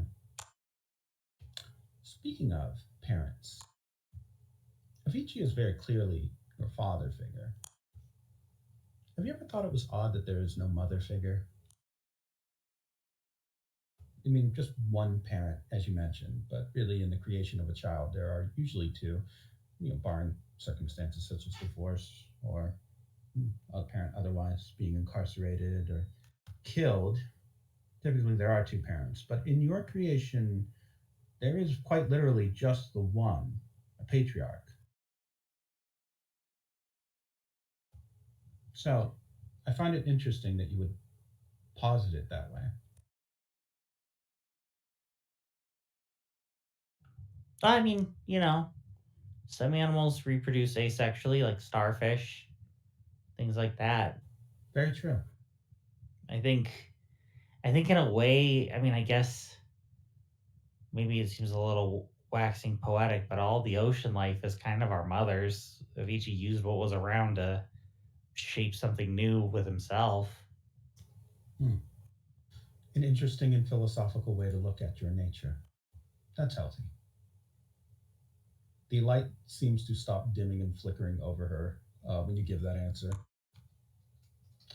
It's a sort of insight that I do find to be valuable when I'm doing these sorts of examinations. I have another question that maybe you'd be able to answer. Oh, sure. Go ahead. Did you ever leave the forest? I speak, it's your turn. Oh, There is. did I ever leave the forest? Great.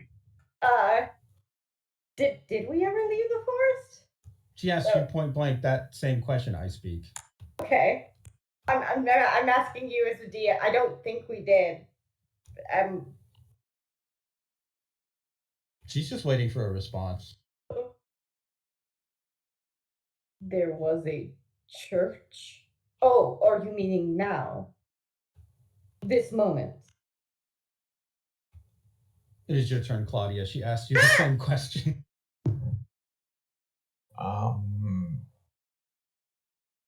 I mean, I remember like there was. I vaguely remember being with someone else at some point. Uh, do we actually remember the church incident at all, or like? Yeah. Yeah. Okay. Then she'll be like, I remember being a yoga instructor. I think. And yeah, it's your turn. We're doing quick, fast Quick cuts. rounds. Yeah. Yeah. And yeah, she asked the question, same question we did. Did you ever leave the forest? Of course. Of course I left the forest. I even got to see Trace. I didn't think I'd ever see him again. He was flesh and blood and everything. That's no lie. That's a strange question. Okay.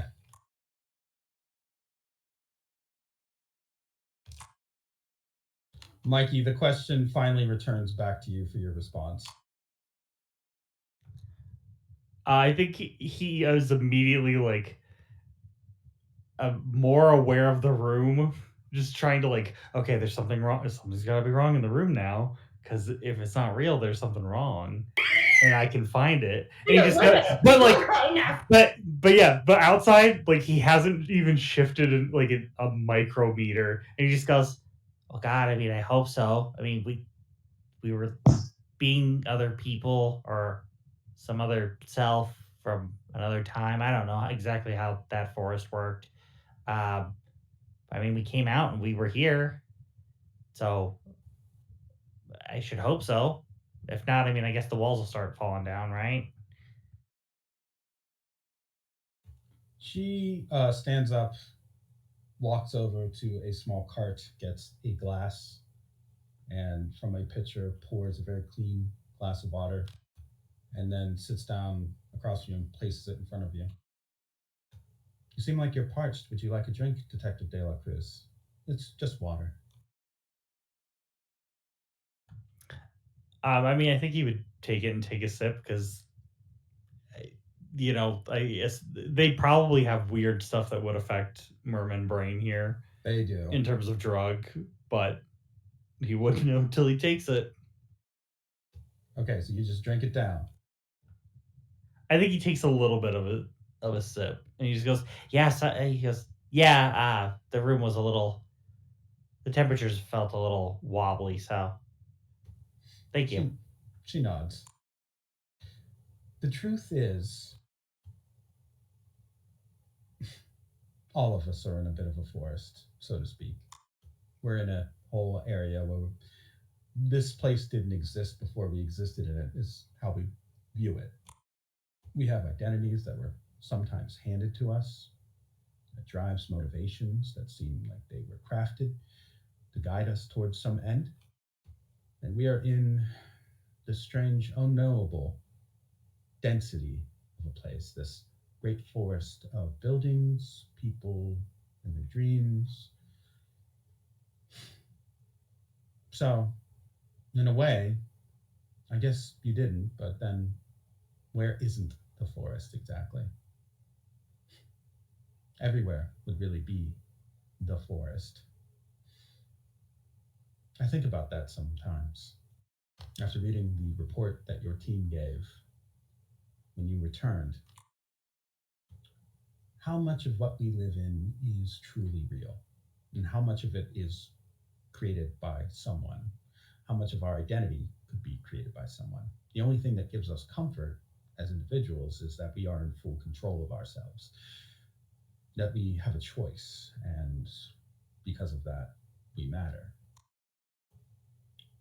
But your experience in the forest, from what I've been able to gather through field reports and through your own group's eyewitness accounts, I have to admit, they have caused me some amount of doubt as to the true nature of our reality and these events that we are currently experiencing. However, she actually smiles.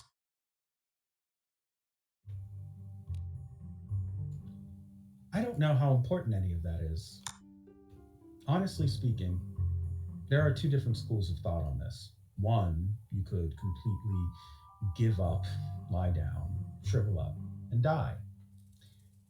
On the other hand, you could just go on acting like none of it really matters, like you don't really have a choice anyway, which is sort of defeat as well, or surrender.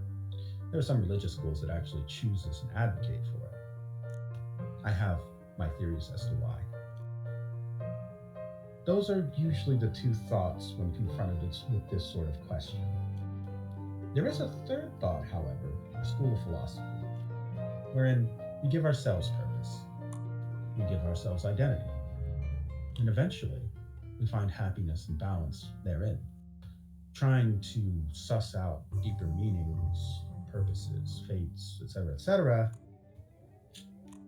I mean, that's all well and good, but sometimes you just want to go to Plastic Beach and get a hot dog. Sorry, I peeked into some of your personal details in your profile. It sounds fun, Plastic Beach.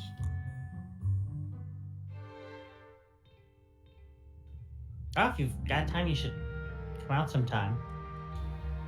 No, I don't know if I'm allowed to leave here quite so much anymore. Things have gotten quite dangerous out there in the world. And if I was to ever be captured, I would probably have my mind completely scrambled and read for information on all sorts of weaknesses and vulnerabilities here in the White House. So while I do step out from time to time, I do so usually very rarely and not typically for pleasure, unfortunately. I don't have any abilities like the rest of you. I'm just a regular human.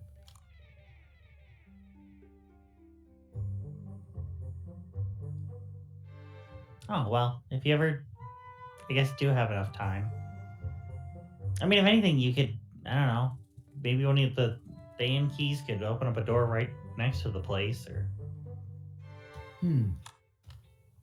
I hadn't considered something like that. When you feel that was frivolous, or she actually starts to write down in your profile again, do you like doing frivolous things often? Is it's not really in here. Yeah? She checks the yes box, of course. Yes, that makes sense. Like the hat, for example. I believe would be a frivolous choice. Oh, no, the hat helps. It does. Well, it helps me, yeah. I thought it was just for the style points. I mean, yeah, yeah, for that too. She nods her head and writes down, like, you can see that whatever box she checked when you said frivolous is now like double lined, bordered. Okay, well, that's fine. We all have our different quirks. I, for example, prefer, she kind of motions to all of the lines on her suits and on her hair, on her suit and her hair. I like the look of these pinstripes quite a bit. I mean, it's a great look for you, so. Well, thank you. Yeah. I was worried that would make me look a little bit too, I don't know, gothic, but appreciate that. Well, there's nothing wrong with like pinstripes. Not necessarily a gothic look. It's just. Bit of a holdover from my younger days, I think. Oh. Were you more of like an Alice in Chains situation? Who? Don't worry about it. Is that another cartoon strip? No, that one's actually a musician. Oh, so it's a female-fronted band then? Nope. Oh, then okay. Then they do like? Is it like? She kind of looks around for a moment. It's like something to do with bondage because of the chains. Well, I mean, for the look, yes. For their act.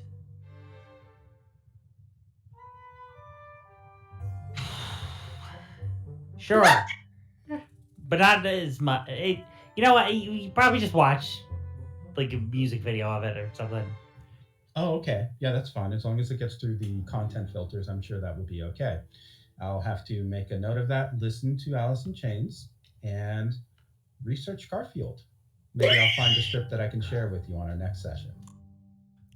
There you go. Hey, if anything, if you find one you really like, put it on like like the office fridge. Like that's a big. People love that. Office fridge.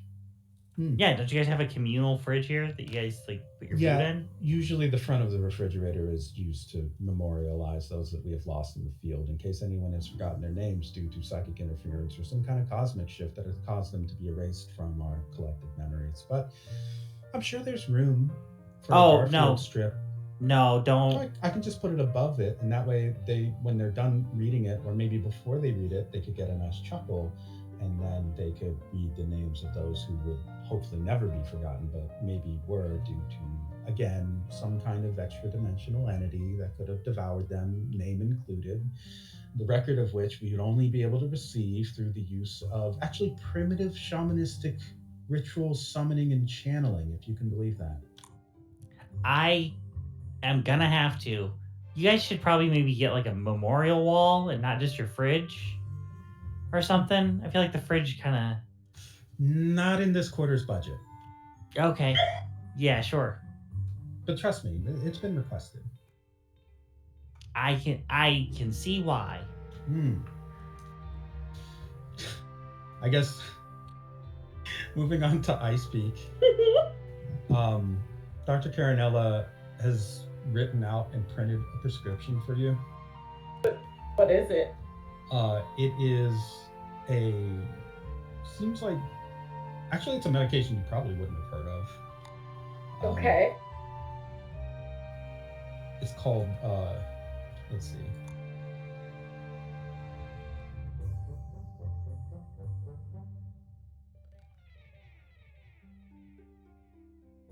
Unitesol. Okay. I have to actually look it to see if that's a real medication. I'm sure it is. But for now, I'm just going with the name. Okay.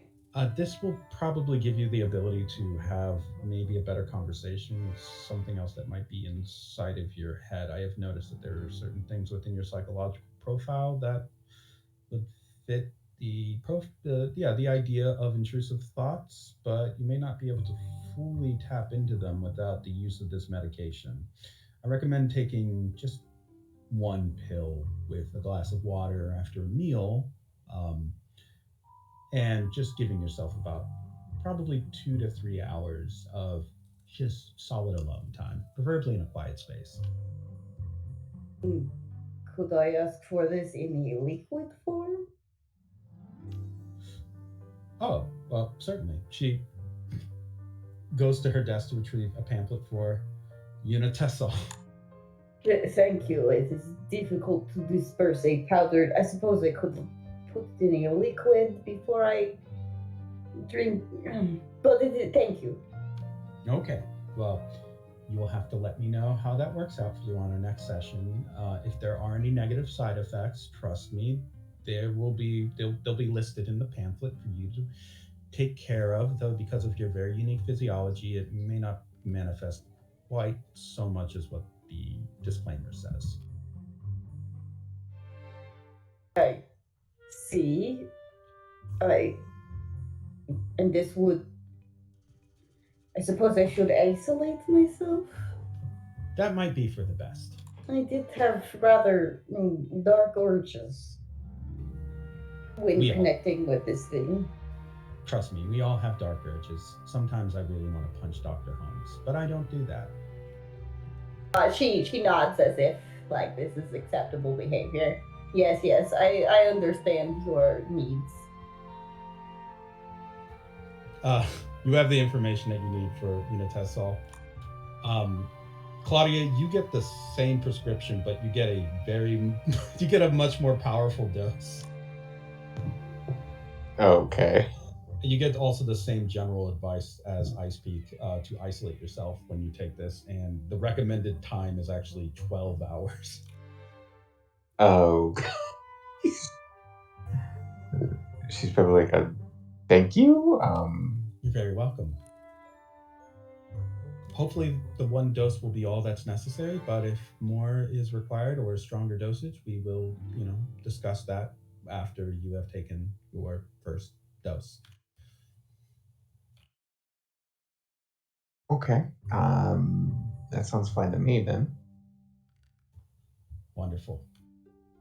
And finally, to Enya, Dr. Carinella, in your conversation after you had your discussion, is now asking you for exercise advice.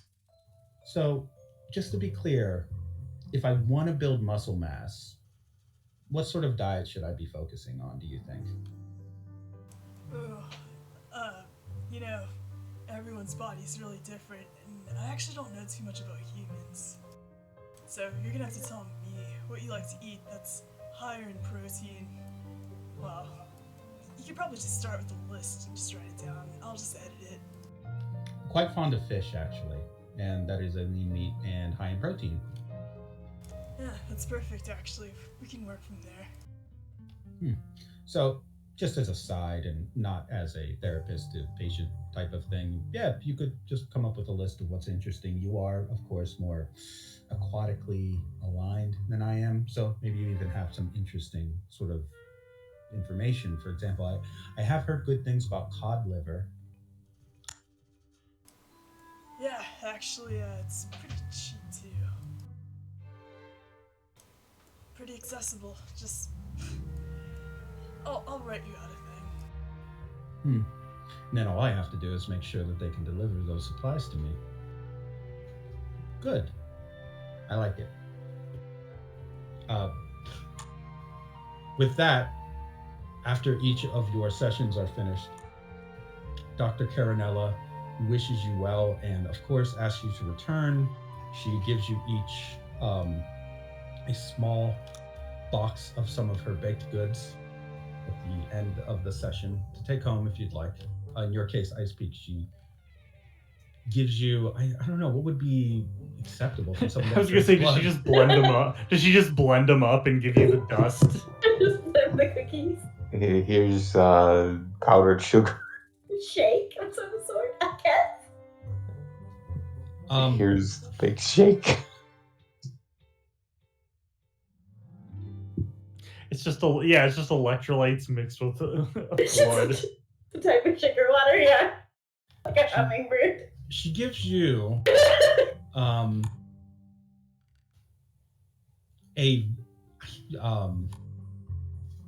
it's called a sanguinaccio dolce, small cup. It looks like chocolate, Oh.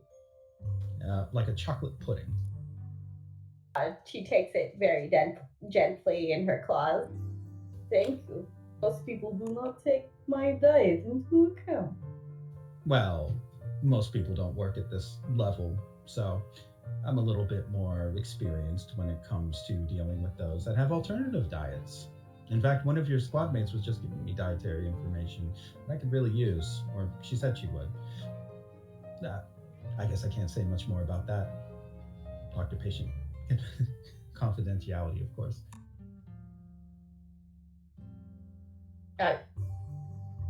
I would make guesses, but you said she, and it was not Mikey. Dr. I will not Carinella, ask further. she actually seems to. She doesn't sweat, but whenever she, you notice when she gets nervous, her expression just drops to being blank. Right. Well, I'll have to improve some of my practices on that front, but yes, very good. That is an Italian dessert made with pig's blood. So. Oh.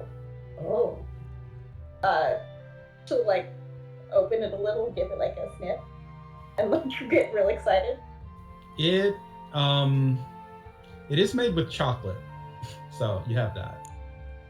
But that is, blood probably tastes great to her, so. Yeah, but it's made also with a lot of pig's blood. Thank you. My diet has. I have needed something tasty. I have not had an appetite. For reference, I guess I'll just post it to the trivia channel. Yeah, that's fine. Yeah.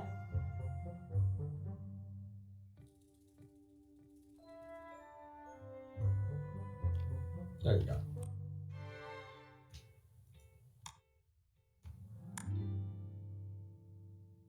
And lastly, for you, Mikey, Dr. Carinella, towards the end of the session, actually, as you're leaving, says, by the way, Detective De La Cruz, I was actually quite good friends with Lazaro. And though I am, of course, still bound by doctor-patient confidentiality, I can tell you that he did speak quite highly of you.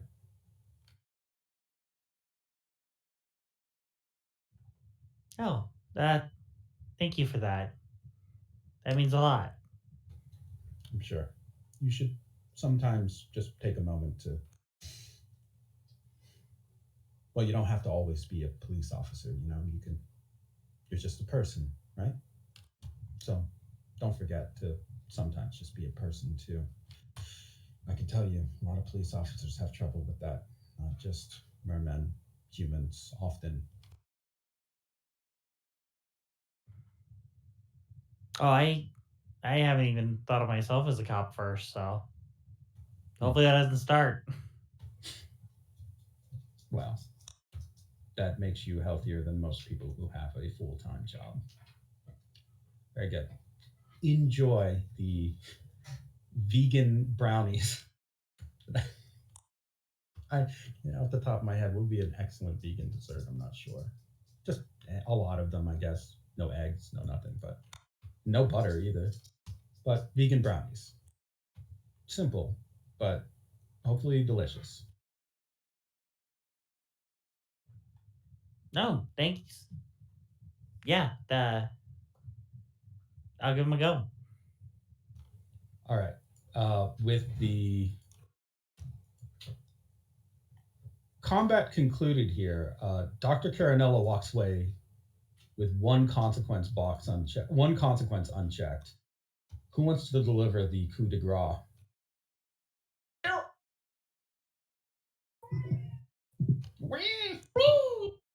Roll for it. Days roll or something. Well, it's voluntary. Does anyone have a fate point left, just in case? I know I do not. 0. Yeah, 0. Oh man, okay.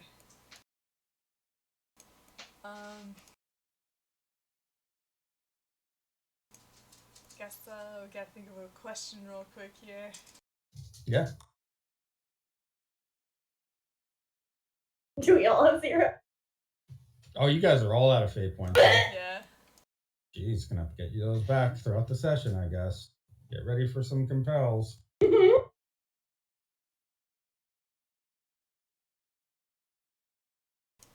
Actually, I guess I got something.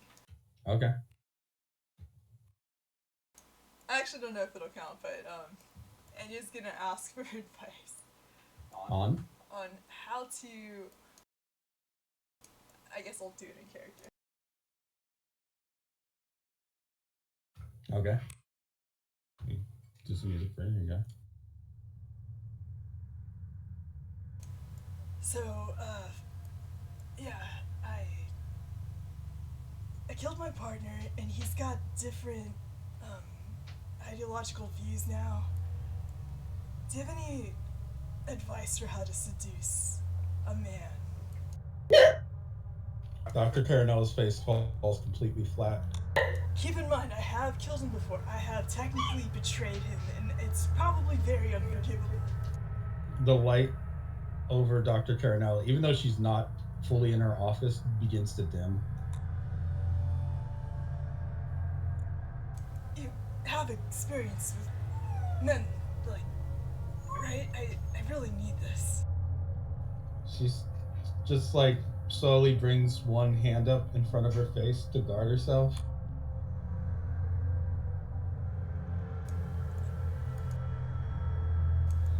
I know, it's, things are probably working against me here, so. Are you implying that you're trying to date someone that you killed? And that there's some sort of either political or ideological divide that would keep the two of you from forming a strong relationship romantically? You're looking to bridge that gap? Look, seahorses mate for life, and I have a strong drive to fulfill that, and no one else is attractive to me at all. It has to be him. As you were saying that, she was taking a sip from a glass of water, and she stares at you, lowers the glass, and then instead of a spit take, some of the water just dribbles out of her mouth. She quickly wipes her face. So, what do you have for me? Something, surely. Detective Ornako, I have to inform you that I don't believe that I'm professionally equipped to give you advice in this regard. And honestly speaking, I don't know who is. Her eyes darken. And then it sits back into her chair. That's not what I needed to hear. Well, I am only human and merely a therapist. But I'm sure with good communication building and time, maybe that can. Um, I actually have another appointment that I need to see to. What? Really? Alright. I'm taking enough of your time, I guess. No, of course, no. It's good that you've asked the question, and of course you want answers. It's just the time is such a consideration. My schedule is so full. Um, but it was nice seeing you, and obviously you should return for another session. I will, of course, inform you that I am, again, not fully equipped to be able to help you with that particular problem. Not to say that you shouldn't try, but it is a lot. And It is a his lot. eyes start to swell up with tears. Oh dear. No, it's a lot. I don't think it's ever gonna. Yeah, thank you, doctor. Of course. She just like slowly puts her hand on your back to guide you to get up and slowly guides you towards the door. And I know it can be a lot, and then you should really, you should just be with your feelings about that one right now, and really just take some time for you. And of course, you reach out to people and to communicate with them. It's important. She's just slowly guiding you out the door as she says all this.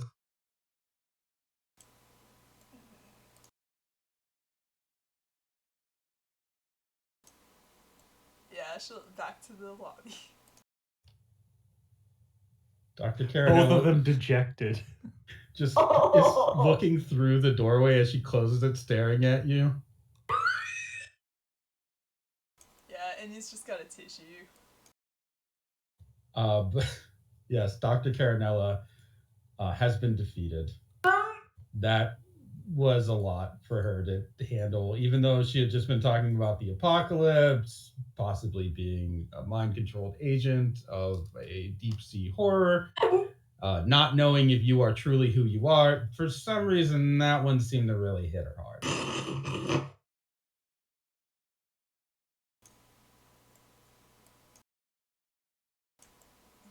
And she is defeated. Oh no! She bloodied. Too much emotional Too much. damage. No! But in the lobby of the lighthouse, you guys have a moment, I guess, to meet up if you'd like and discuss whatever it is that you would like to discuss with one another. Two of you have been given medications that may help with some of your issues. Mikey was not, Enya was not, but that is something that's only known to the two who were given those pills.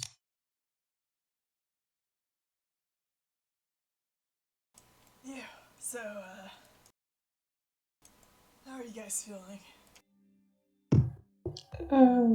Better? I suppose. A little disconcerted, but better. You guys don't think I'm too nice, do you? Well, no? Yeah, she tried to make it seem like it was a thing. I mean, no? Why would you be too nice? I don't know.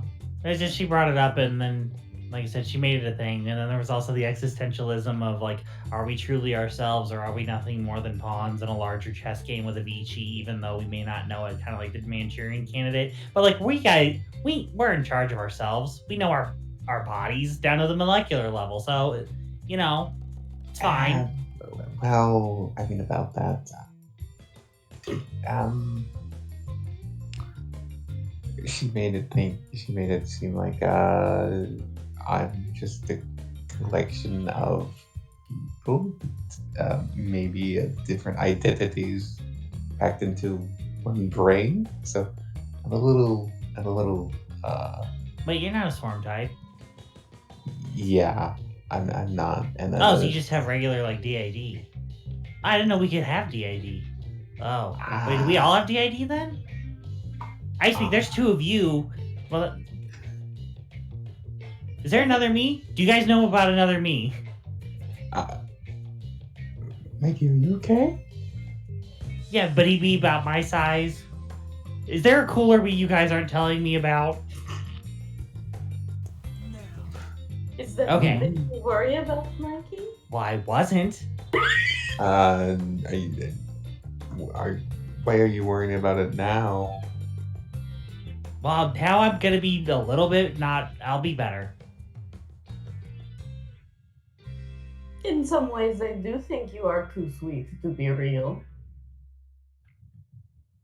Well, And you can see he like blushes a little. well, all right. But Well, and as for the difficulties with identities, I have had that as well. But in the end, for me, I think it came out for the better. My people of Doma taught me to be a person of Doma rather than just a mindless eating parasite from the sea. So I hope you do get in contact with your other selves, whether they be scary or not. Perhaps you may be able to defeat them like I have.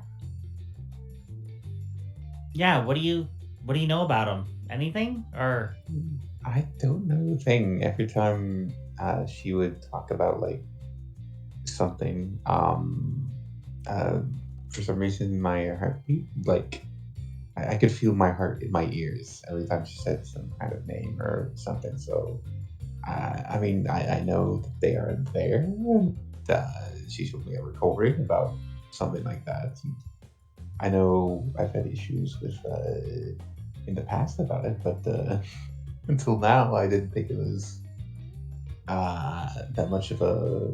It wasn't that bad.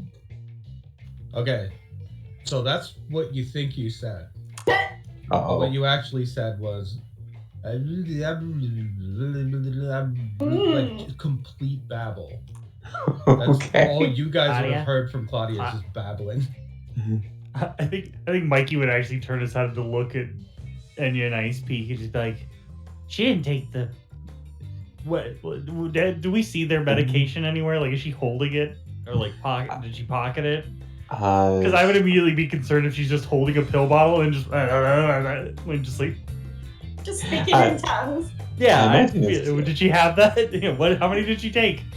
I imagine it's just in her in her jacket pocket somewhere. So she hasn't taken it yet. Okay.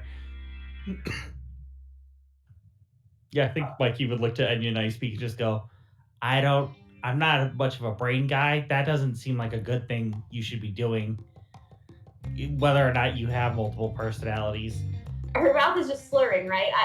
Yeah. I speak, grabs her face, and brings her entire face way too close to her face, and studies the muscular,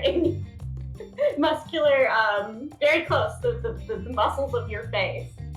What are you doing? Are they involuntarily twitching? Yes. It seems that you are having involuntary reactions of muscle spasms. Oh, you don't want to tell us about you. It's a little rude. I mean, we've been working together forever, so. Oh, well, I did tell you though. I No. said No, What? I don't want you to start again because you'll just start doing it again. So whatever you thought you told us, you didn't. Claudia, the next thing you say is actually, "Stop asking questions, dumbass."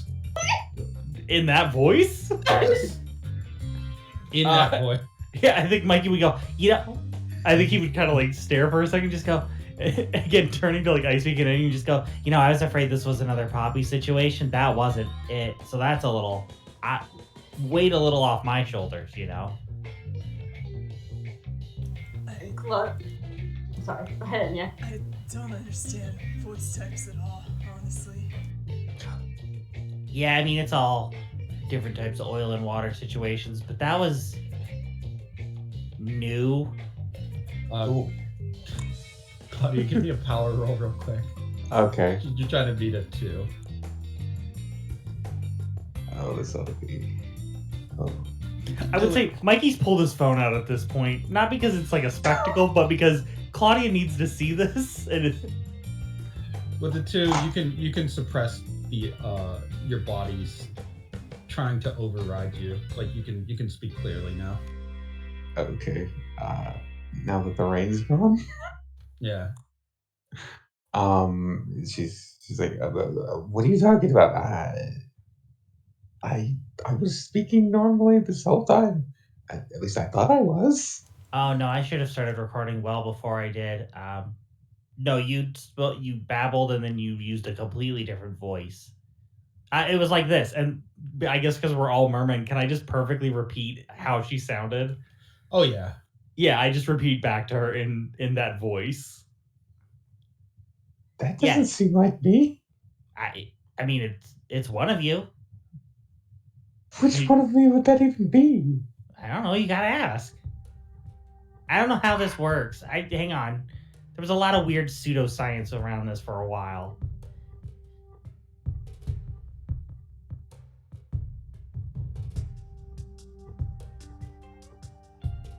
Did you at all talk about this with the doc? I mean, she's the one that brought it up. I assume she had some sort of you got to do something or like therapy regimen, meditation. Yeah, she gave me a pill, but she takes out the pill from her pocket and then said that I can't be around anyone for about 12 hours.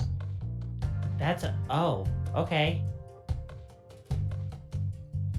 I mean, yeah, you should probably find somewhere to go, or I guess we can watch the kids. But please do. I will. I need to find a place to meditate anyway, so maybe I'll just use this opportunity. I speak pauses to bring out her liquid vial and says, I have been told to do similarly. Why is yours smaller than mine?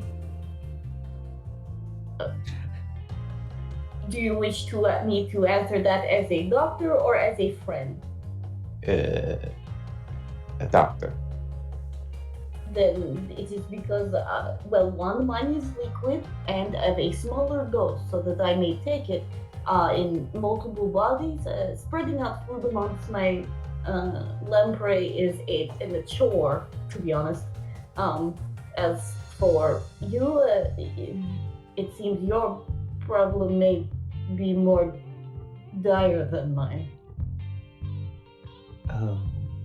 That makes sense. Thank you. I am afraid I do not have a good bedside manner. She'll then slide her medicine away. You do deal with corpses. There's not a lot of need for that. Anyway, she gave me brownies. Do you think there's anything in these? Well, why would there be anything in them? I don't know. She gave you guys medication. I didn't get any medication. I just got brownies. I have also... Anya, what'd she give you? She's talked to me about things that were bothering me. I didn't get a medication, though. You did get a pastry. I have also received dessert. I have the custard. Oh, okay. So everybody got a dessert. That's very nice of her. And you got a very nice fruit tart. Huh. Yeah, she'll hold that up. Freshly cut mango. Looks refreshing.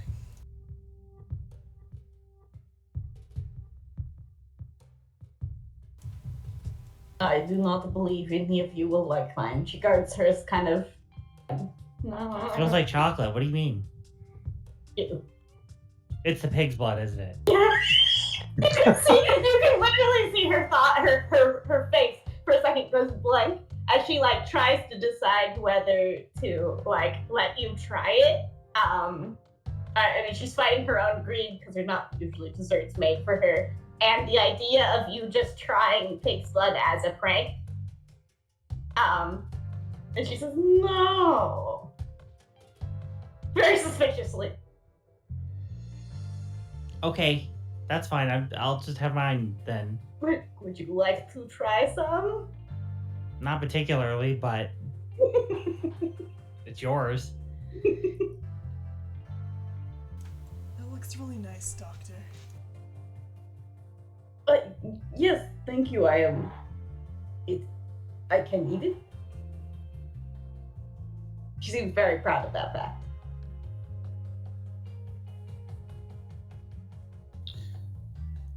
With your psychological sessions taken care of, there really is just the matter of returning back home through one of the Thayan doors. That would lead you back to Stella Marie's. You will get, you are promised updates on any situations, especially those related to the Golgothan pit and the condition of Helena. She is, as of right now, listed as zombie. As for Tyson, I believe he said he would come with you, correct? I think so, yeah. Yes. Then I think so. that is what He needed to do. teach the children of the House of the Rising Sun. Yes. Then you can count on Tyson going through with you, though he seems to be slightly concerned about some of the things Stone Sour told him. He, in his own words, says, I just want to see the city for myself. See what's going on. No promises, but if I see any bad guys, he flashes one of his giant candy punching gloves. I'll just sock him in the face. Tyson, maybe don't do that unless they attack you first, because that's against the law to just hurt someone without a just cause. Actually, I kind of like this idea. You know, we're cops. Maybe we could just make you an honorary cop. Oh, like a deputy or something? Yeah. Oh, okay. Can we? Well, like, because you're not sheriff, you can't deputize me, but I guess it could be like a peacekeeper or something. I don't know. I'd have to read your laws and stuff. But you got a book of laws, right? About Guam that I could read. I read pretty good. I have a book with laws. I have memorized it. You may borrow it. Oh, nice. Go ahead and scout out the city and come back to the station when you're done. How about that? All right, I'll do that. But if I get in any trouble, then I'm gonna call the cops instead of punching. So if I get shot or something, it's still technically like they're trying to kill me, even though bullets can't do much at all. Yeah, I'm pretty bulletproof. Yeah. Alright, that sounds perfect, Tyson. Yeah, that sounds perfect, but remember, you can defend yourself. Okay, so wait, if somebody shoots me, I can punch him? Just don't kill her. I mean, or maim them. In theory, if somebody's shooting at you, even when you're not a cop, you should probably defend yourself. Yes. They shouldn't be shooting at you in the first place, Tyson. I agree with you on that point. I don't like being shot. It may not really hurt, but with my body, but it hurts my feelings. If you think about it, also, like, the bullet has to go somewhere if it goes through you, so it could hurt someone else. So. Oh no! I just captured it in my candy body. Oh. That's fair. Yeah. See, look, he go ahead and poke me. I guess Claudia will poke him. It's pretty soft, like taffy, actually. Like it just kind of dents in. I've speakly been very interested. I see, so you are bullet absorbent. Oh yeah, kinda. Bullets just flatten against me and stuff. It depends on the amount of force. Molecular control allows me to do a lot of stuff like that. Did you know? He kind of like shows you his hair and then breaks off a small piece. This is basically cotton candy. And then he slowly starts to eat his own hair. That's pretty awesome, actually. It's blue raspberry. I Right. like it. I absolutely know a merman that must meet you. Oh, that's pretty good. Hey, didn't one of you mention, by the way, Santa Gold? Oh, yeah? Well, what Yeah, about him? what's up? Okay, I just gotta kick his ass before I leave. That's all. Oh, okay. I mean, you wouldn't be. He is currently trying to run his own wrestling federation, I guess. He says he's undefeated, and him and KLP just keep getting into it. Man, I've beaten him up plenty times. Oh, good. Then that'll probably, I don't know, hopefully not do more damage than what's already happened. He's an idiot. Because when the world ends, you know what people are gonna want more than gold? Candy. Is it candy? Yeah, it's candy. Okay. I mean, I'm sure both of you'll get along just fine. I got a girlfriend made of oil. Oh, That's not strange at all. okay. What, like just any kind of oil? Or, Yeah. okay. He puts his lollipop in his mouth. I miss her. All right, let's get out of here because I'm getting depressed now. When I get sad, sometimes I turn into dark chocolate. Oh, What? That's a joke. I speak is laughing.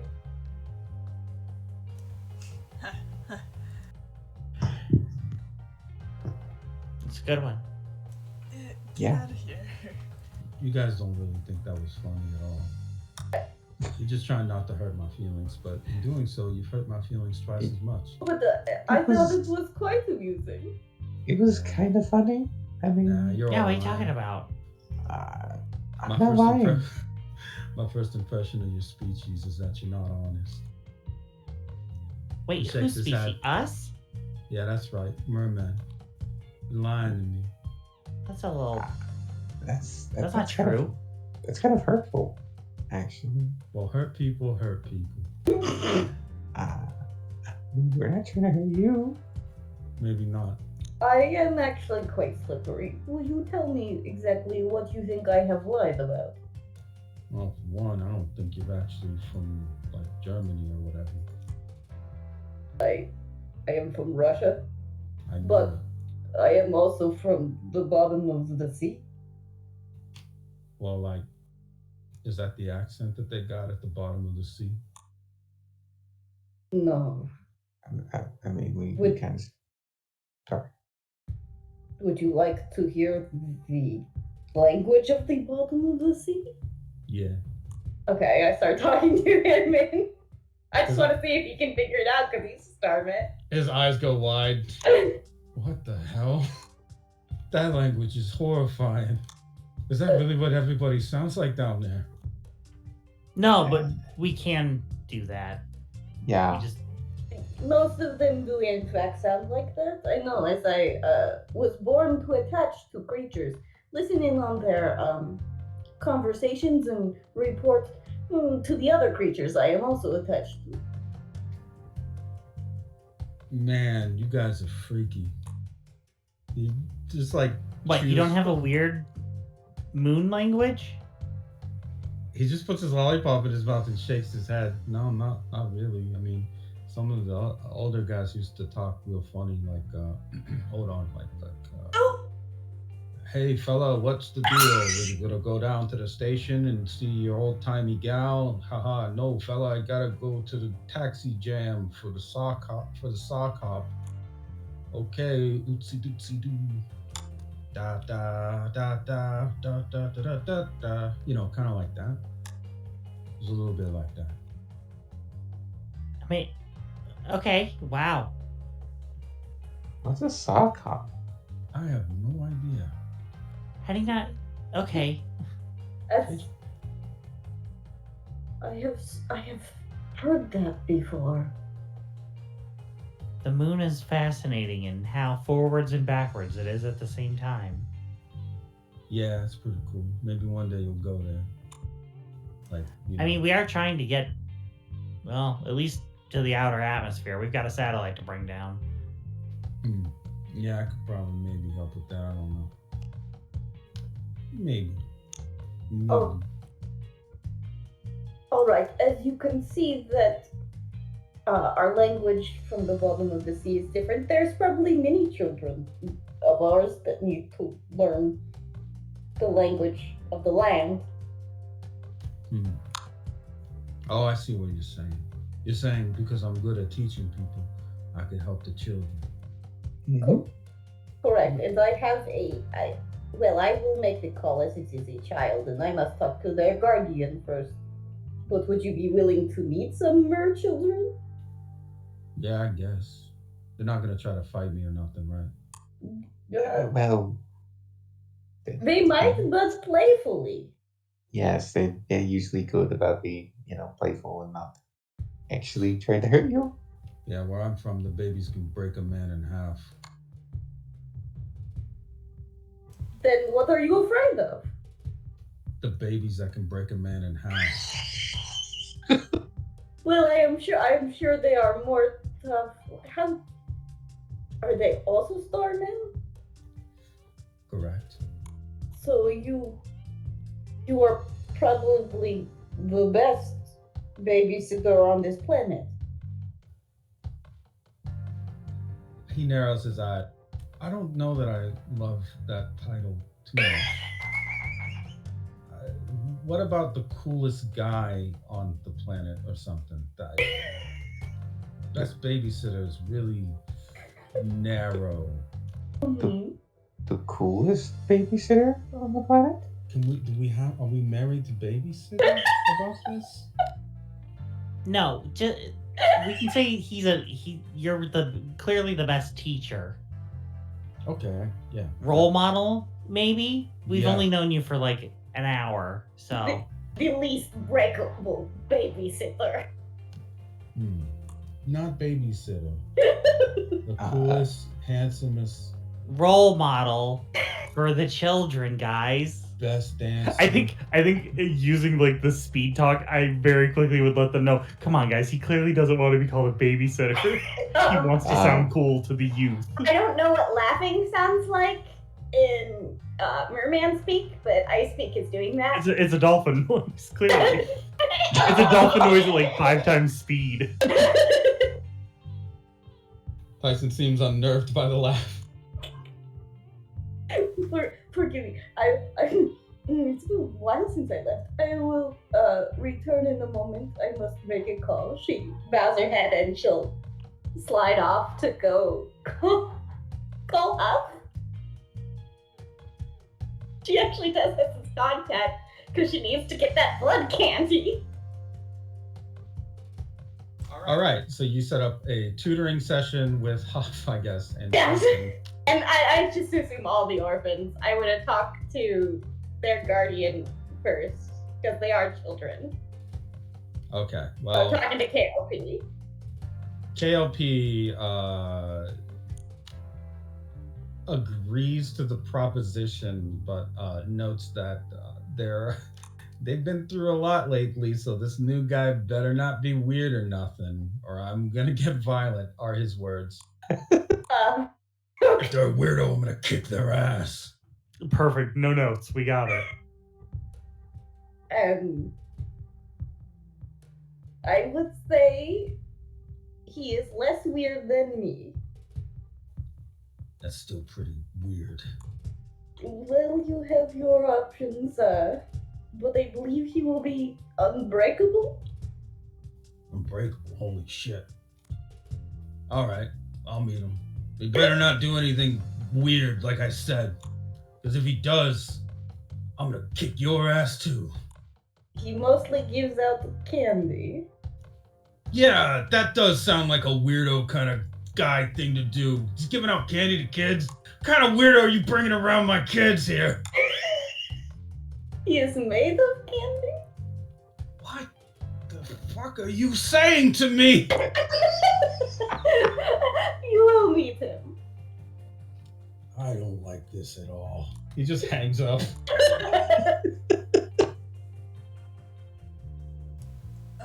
Look, Tyson, we probably know this already, but we do come from Avicii. Our merfolk children would probably benefit from an actual role model like yourself. So, they're not as strong as what you just described as man-breaking. So please be gentle. Oh, yeah, I mean, I don't beat up kids or nothing. Like, that's not really what I do, because if I did, my grandma would kick my ass. Yeah, that's great. I'm glad to hear it. She weighs nearly 10 tons. She's made of metal. I love her. She sounds lovely. Yeah, she's pretty nice. And very strong. Still stronger than me. Which is scary. Grandma's a little scary. Her hug is like an Iron Maiden. Terrifying? Yeah. Yeah. Just starts to walk away. Yeah. What is that? You want to get hugged? Hug your taffy, child.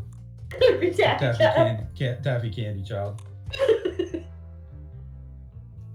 But yes, now the only thing that's left for you guys is to drop those pills when you get home and are in a safe space, which we will do. We still have time. So, presuming that you do return back to Stella Maurice with one Tyson in tow, he will take your general advice and not only examine the city, but eventually go on to meet up with Huff. Until then, you have for Claudia a 12-hour window, for Ice Week 2, and for the rest of you, there are various things you can be doing with your time. What is Detective De La Cruz going to do with this? I guess you wanted to just watch Claudia's kids. Yeah, I'll take the kids so she doesn't have to worry about them while she's dealing with herself. You do have like several messages on your Uzik when you get back from Zella. It was just I checked those. Yeah, it's just like, where are you? We're supposed to spend time together.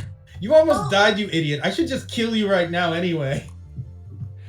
I think he would just, as soon as he starts getting him, he's reading him, and then you see, you guys, because like his eyes go wide, which is weird because you just see like some of his strands of hair, like all move to his phone, and he just goes, "I gotta, hey, call, yeah, I'll call. I gotta go," and he just like grabs his phone and like you can hear the phone already ringing as he just takes off. He can fly, whatever. He runs to call Zella. Yeah, he's doing his normal For you, Enya, there's some messages just about how the food situation is better at the House of the Rising Sun. You get the call from Nikki, who is just informing you that they have a donor who's been dropping off deliveries now, kind of shoring up what they need for a lot of fresh fruits, vegetables, meats, nothing packaged, which is very surprising. He is a little bit skeptical about where any of this is coming from, but seems overall grateful. Also, he's pleased to inform you he knows how to use his new Zeke now. Okay. Annual texts back that she would love to meet this benefactor to thank him in person. All right. And that just leaves you, Claudia, and you, Ice Peak. Where are you going to take these pills? We were told somewhere isolated, right? Somewhere isolated would be, that's what Dr. Carinella, Dr. Medley suggested. I guess, well, I could text Mikey and he can answer me between Zella calls. Where is a nice isolated place to go? It's either that or the bottom of the ocean. I was gonna say, I think he would go, your house question mark? You don't live with anybody. Sweet. You get back a text of 3 dots and then silence. She'll just walk out into the middle of the ocean. It's like the idea she has a whole apartment to herself that she can sit and be safe and comfortable in to have this conversation with, and she's like, nope, gotta go. Bye. Nope. It's haunted there. Don't you know it's haunted there and there's book bags of terror? I haven't even told you about the book bags. That's true, I don't know about the book bags. House is haunted. This is what you get back. He goes, right. And just like a gif of like nodding. Mm-hmm. Forgot about the ghosts that might show up. Okay, but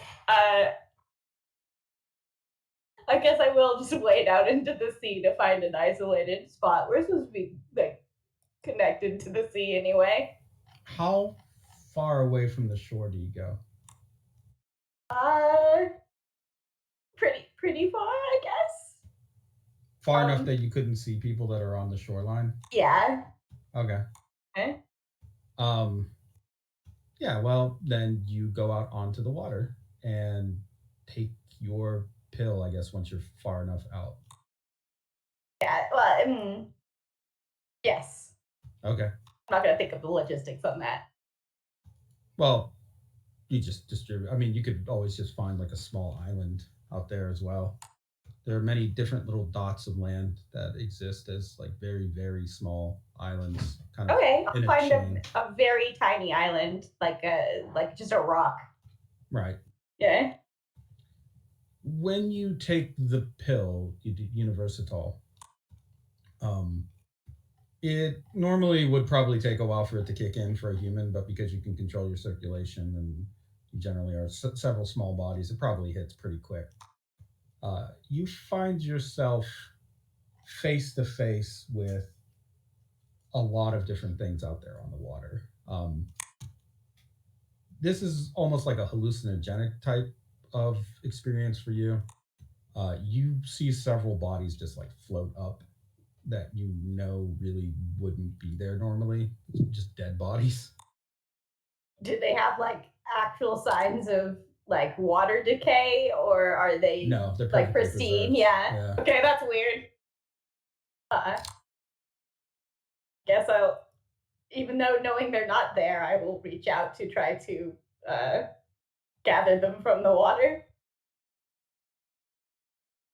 As you move to gather them, you find each of them have a very shared characteristic. They have been exsanguinated. Oh.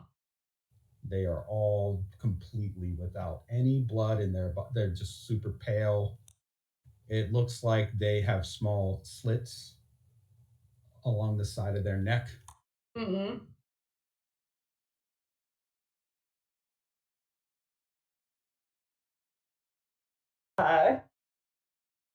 She will slowly put them back down on the shore. Okay. I assume they don't look like, or the rock. I assume they don't look like slits. Instead, like that wouldn't even be her damage. No, it wouldn't. It would be like little round guppy holes. So that's odd. A voice kind of comes up, I would say, soon enough, as you are gathering the bodies. Impressive, isn't it? The death? My victims. Our victims. Of course, you are far too weak to really have a strong appreciation of my craftsmanship, but that is to be expected of a thin-blooded descendant like you. Disgusting how easily you are manipulated into caring for these livestock.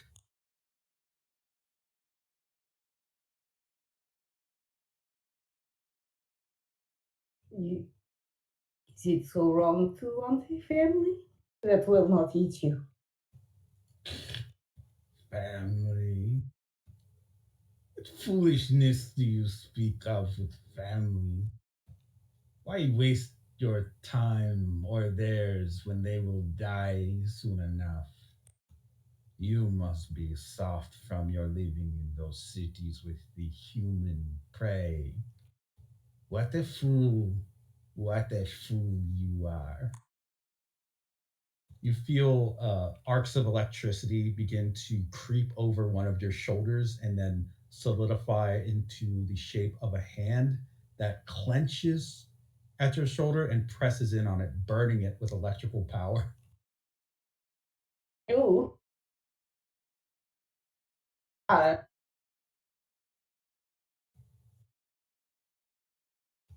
Do you know who I am, little girl? Whose legacy you carry and blood in your veins? Fool that you are, do not even know what you channel when you use your abilities. You have no idea, do you? Did you think it was all just from you? The grip tightens. ooh.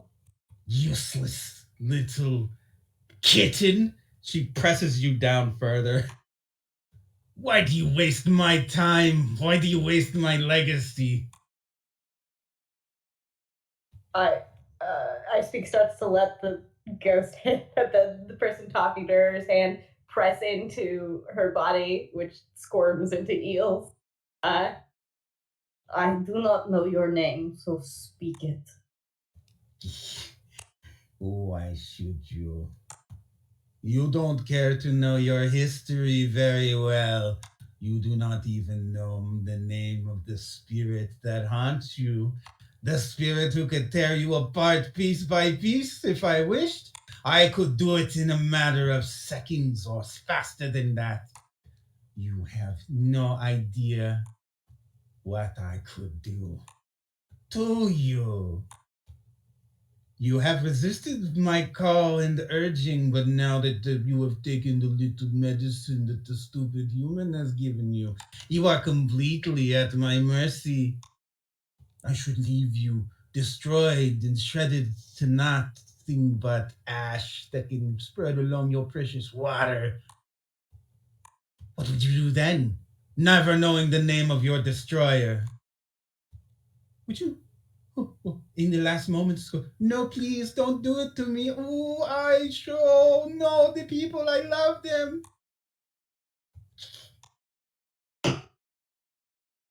What people would come for me? The humans you have treated like your little pets, maybe. But I will tell you who I am. The name is Kansansa. History has forgotten my terror. Of course, the hideous Ilkonig decided to make sure no one remembers Kansasa or any of us in the Pillar tribe. But you and they and he cannot make everyone forget the women of that tribe. We walked for miles and flew when there was no land for us to walk anymore, and we swam and we found our places in the world. For me, a forest. And there I had a beautiful ship, and in the ship I flew in the sky looking for love. The grip slightly lessens. Like you, I thought I could tame a bad boy. And like you, I even thought to kill him. But then, fool that I was, he won, ripped out my heart, and stole my beloved Cotton Eye Joe, my beautiful baby. Now he's slave. I have seen your ship. Have you? How is it? Tell me true. If you wish truth, it will not be easy. It is now a ship of ghosts, holding women who are to be married never do. The entire air around you explodes into electric rage, just lighting up the water. Oh, as she screams in fury. Ah! Oh, you're cloning. Even in death, he makes a mockery. I see. Okay, that is fine. Why didn't you kill him when we had the chance, you fool? Now he is going back into his cycle. Lost the chance because you had a little puppy dog love. Stupid, stupid. As she says that, you can feel the electricity pounding on your, like the top of your head. I had felt your presence. Was I not clear? Should you not have killed him? Now look at you. Alone, having once again done something foolish. Maybe next time, just do what I say. Are the corpses still there? There they are. I am not sure I should. You feel the electricity grab your face and turn it away from the corpse. No, no, no. Don't focus on that. Focus on me. There's no one there, obviously. Very soon you will have awareness. It is coming very soon indeed. Maybe even with the setting of the sun. You are going to experience a transformation that is going to change you. And I may not be there for very much longer. But then we will see each other face to face. Maybe soon, I think. You will have the ability to see things as they are. For all you have gone through and built up into yourself will become aware. I did what I could, little girl, to prepare you and to try and protect you. Because for better or for worse, in this case, worse, you have much more influence in this world than I do. But you will carry out my will, or else you will make me very, very, very sad. You do not wish to make Kansasa sad, do you? For the sake of my ancestors, I do not wish to make them sad. Very good. Then when the sun sets, prepare yourself, for this peel is only opening the door. You must walk through it if you wish to know more, if you wish to save this world, if you wish to eventually be free of Kansasa. I know our time together has been tumultuous, argumentative, violent, abusive. But it was fun for you. Say it was fun! You feel the electricity really rev up. I speak laughs. To be honest, it has been fun. Of course it has. Kansasa is known for great fun with men and women alike. It was their very most best last thing that they experienced that was fun. Oh, that was what I did. All these faces you see floating in the water, they are former lovers, of which I have had many. They spent their last moments with Kansasa, and I made sure that they enjoyed it, and then I enjoyed them. Maybe one day you will take up Kansasa's legacy. You will leave just as many lovers in these waters, in the sky and the mountains, strung up from trees, like the old days. Hey. I I think perhaps my other ancestors would not approve. Yeah. They are not here, I am. You will do as Kinshasa says, or I will shock you to pieces. Kinshasa says, you must drink their blood, find the handsomest boy and most beautiful girl. You must seduce. You must take them aboard flying ship. You must make them dance and ply them with wine. You must, at the moment of maximum passion, then slit throats. You must then drink blood, which is hot with all sorts of emotion, and you must enjoy and revel and then, bathe and roll around and that sort of thing. You must do these things. If you do not do them, I will electrocute you to death. I have had dreams of such things. No, I am a cop now. What is? What? I am protector. Yeah. I don't believe you. This is stupid. Stupid. Well, you have called me a fool before. So I haven't meant it. I must take time to hammer into your head what you are, I think. We'll work on it, starting probably like right now. So as she says that, lightning strikes begin to fall into the water near your island, and they are getting closer. Okay. If you wish to live, you better swim. Okay, so yeah, that's what Ice Speak's doing. Ice Speak, you're currently being chased, hounded by lightning strike. They're coming from many different directions and spreading out along the water whenever they hit, so the impact is far more amplified. You have an hour and 45 minutes left on the drug. Oh no! So for an hour and 45 minutes, you are going to have to run away from lightning. Okay. So that's what Ice Peak's doing. Woo! Easy! Escape lightning! Now for 12 hours. And now, no. yes, Claudia, where do you go to take your pill?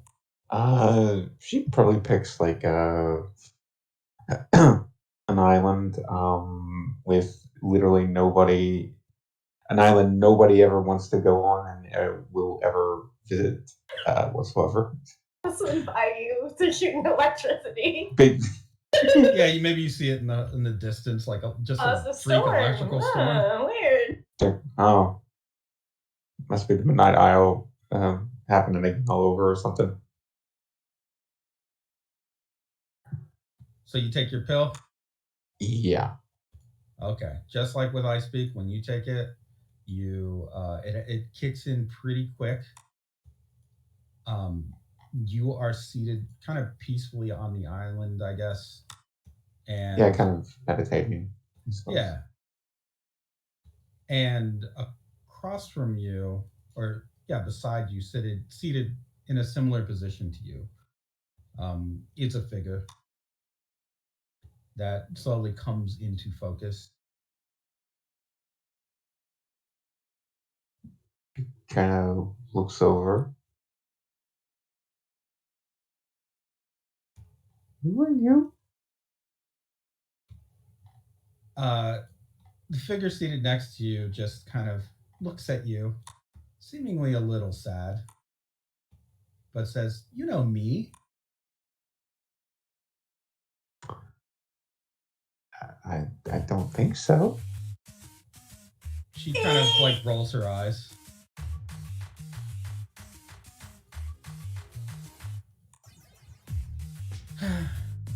You just had to take the pill, huh? What? What am I supposed to do? Just sit here and worry everyone else around me? Well, yeah. That way they can help you. What? That's not... My problems aren't their problems. Oh, don't be silly. If that was the way everybody thought, you wouldn't be a cop. Of course their problems are your problems, and your problems are their problems. When you have more people that can help you, then you have more help so you can get through your problems. It's pretty simple. I mean, I understand that, but at the same time, I can't really put my burden onto everyone else and expect them to pick me up. That seems selfish. Is this what it's like to talk to myself? Gosh. She just kind of picks up a rock and tosses it at the water. I should have considered this. Considered what? Having to deal with you. Oh, really? You think I have to deal with you? I'm the original. I'm the original. She pushes you. Shut up, I'm the original. Claudia just pushes back. No, I'm 100% real organic me. Bullshit. You know, I just created you because I was worried and scared. And I said, life would be easier if I was a cop. And then you appeared. That makes you me. And that makes me your boss. You understand how that works, right? I don't think that's exactly how it works. And first, if anyone created anyone, I created you. Somehow. Oh, bullshit! She shoves you again. Claudia just starts shoving her back like, listen, you're not me. I'm the original here. Shut up. Some... Shut up. Your kids are fake. Your name's fake. Blonde isn't even your real hair color. How dare you? How dare you? No, how dare you? My kids are real. I teach them every fucking day. You piece of flotsam? That hurts. Tears start to well up in her eyes. You hurt me. I am flotsam. It's true. Dad didn't even know about me. Nobody even looked for me. I just got sent out into the ocean with nobody. People liked my voice and they said I was pretty. Then they tried to have sex with me, so I killed them. What? Huh? The point is, you're right. I am just trash on the ocean. Doesn't matter that I'm a crown. I don't really have a purpose anymore. I don't really care about Avicii. I don't care about Dad or my brothers, sisters. None of them were there for me. But I was there for me. She perks up and then looks at you. Right? You were there for me. Yeah, but like, what? Avicii is just a piece of shit anyways. And the other crowns are just horrible people. They don't care about anyone else but themselves. It's true. She looks down. But like, I don't know if I want to keep doing music like I do it. I mean, I should probably take like a new direction. I mean, a new direction wouldn't be too bad. I mean, if you really want to do it, it's all about what you want to do, not what anyone else wants you to do. Wait a second. Before we get off track, why didn't you date that Carrito guy? He was hot.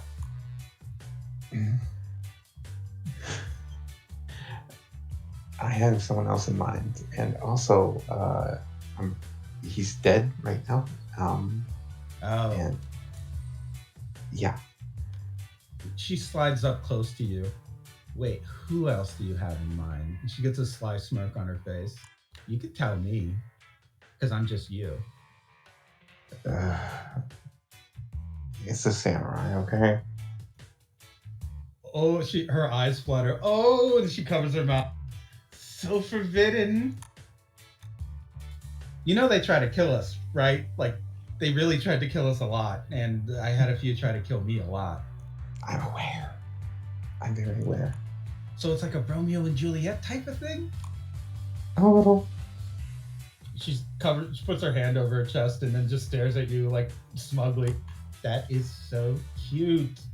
That's precious. Do you need help? I don't think so, but I just haven't had the time. I have a lot of really hot male guys that always try to throw themselves at me, and females, and everything. You know, it's she motions towards herself. Like generally, I'm a very, you know, well, I'm the crown of voices, so I get a lot of attention. Me, like I'm like look at me. She motions towards herself, and then look at you, and then she kind of like looks away and motions towards you. I mean, it's night and day. Speaking of, how are you in my head? If you're the crown, Oh, you mean you haven't figured it out? no. You're the crown.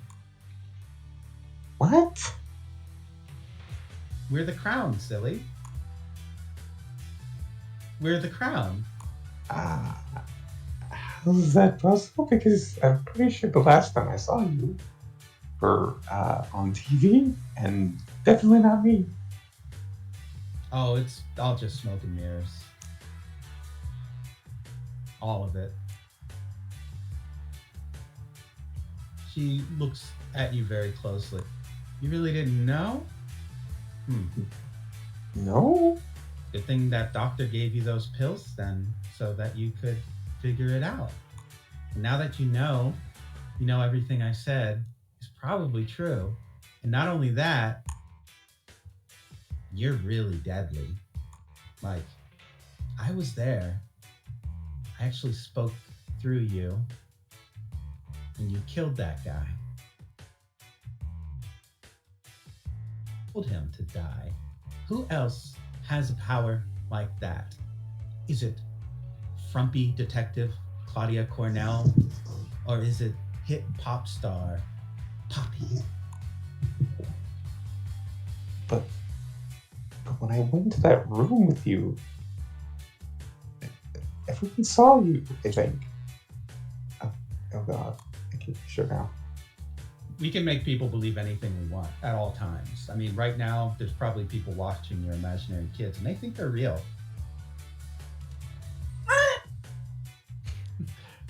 I was gonna say, do we cut to both Mikey and Zella playing with no one? Yes. And he's like, yeah, sorry, I told her I would before I got your messages, so yeah, they're here. Sorry.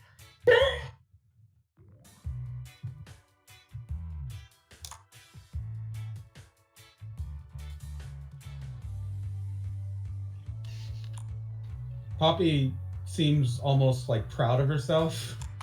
I pulled off such a good one that not even you realized it. Huh.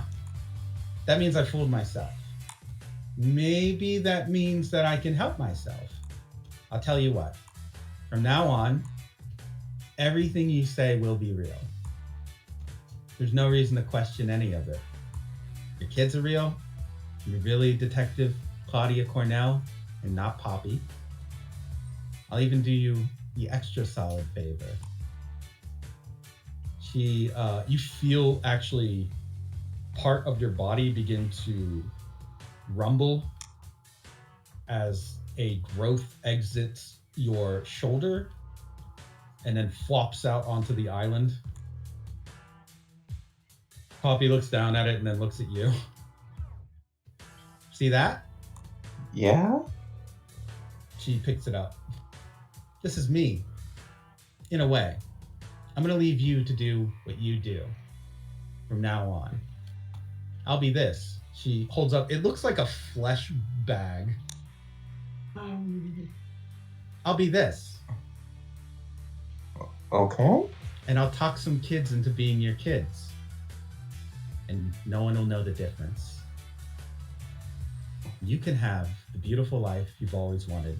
And I guess I'll just have to go back to fighting the urge to destroy all humanity.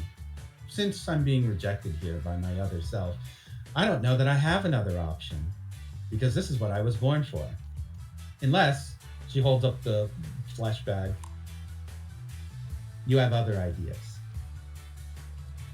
For starters, humanity isn't that bad. I mean, yeah, they do pollute and generally aren't great to each other, but at the same time, we kind of haven't been great to our own species in a lot of ways. So we're just humans 2.0 in a lot of ways. And, I mean, what's to say that Avicii's, plan doesn't just result in humans 2.0, same problems, same eventual end? So, like, I don't think ending humanity is going to solve anything, really. Why do you talk so much?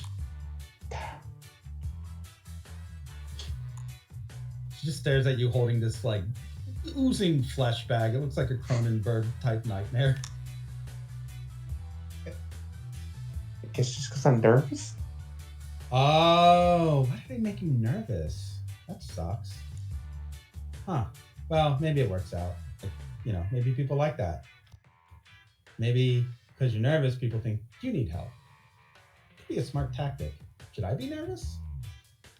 Nah, I can't be nervous. I'm too dumb for that. She just kind of giggles and hefts the bag up and down. Well, we have a choice here. I can throw this into the ocean, and you will be rid of me. Or you can take it home and raise it. Technically, it'd be raising yourself, but she holds it out towards you. If you do a good enough job, it could be that we develop a more meaningful sort of relationship with humanity and with ourselves. In other words, you could, she holds it a little closer, help us. I guess she'll kind of take flesh back, baby? Yeah, the flesh bag is definitely like undulating.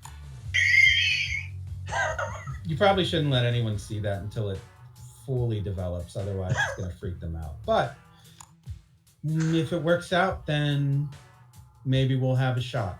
If it doesn't, then whatever comes out of that bag will probably try to eat everybody, including you, which is technically me. So it'd be auto-cannibalism. I think that's a word. Is it? Is it? I don't know. I'd have to look that up. No. We'd have to look that up.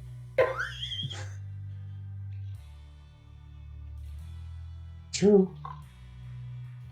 Well, she looks down at her wrist watch. It's a very, like, gaudy plastic number, brightly colored. We have about 11 and a half more hours of this, so it's not like I can just go anywhere. I mean, I technically could, but that would involve a lobotomy, which we can do, actually. Have you ever tried giving someone a lobotomy with your voice? No, because that seems like rude. No, you just bounce the sonic waves in between their ears and then eventually just carves out chunks of their brain and then this, falls out of their nose. Yeah, but then they're not them anymore? So? I'm just saying it's kind of screwed up. Man, we're really weird about some stuff. Maybe I should, she goes to sit down again. Maybe I should try to listen to you because you say a lot of weird stuff that I don't think that I would come up with. So technically that does make you your own unique individual, which is important if you're forming an identity, which I did take into consideration. However, what I didn't take into consideration is that my own identity would have certain things that would really think much more differently than I do. And it's really throwing me off, actually.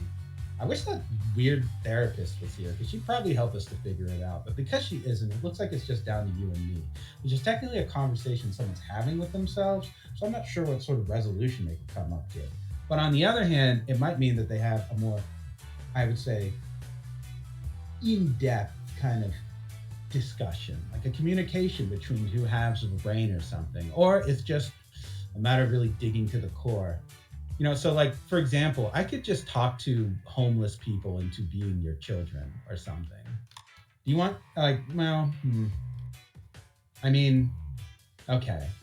So what if I take two criminals and shrink them down, which is possible, and then make them your kids and then completely mind wipe them and then replace them with your kids' personalities that you think they have.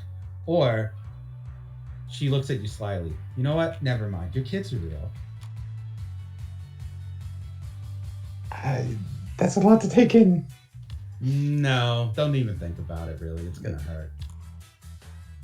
Yeah, just gonna forget that whole bit with the criminal thing. Oh, nobody misses them. They're society's throwaway scum, obviously. You lock them up all the time. I mean, yeah, but we try to at least, get them reasonable sentences. You know what? She stops, taps her head.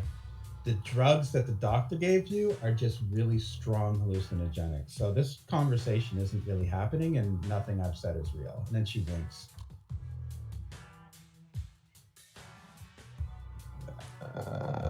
Okay. So we've just been hallucinating again? You're just hallucinating again. It's okay. It's pretty cool. You get to hang out with superstar Poppy. Poppy. I'm Poppy. Poppy. That's me.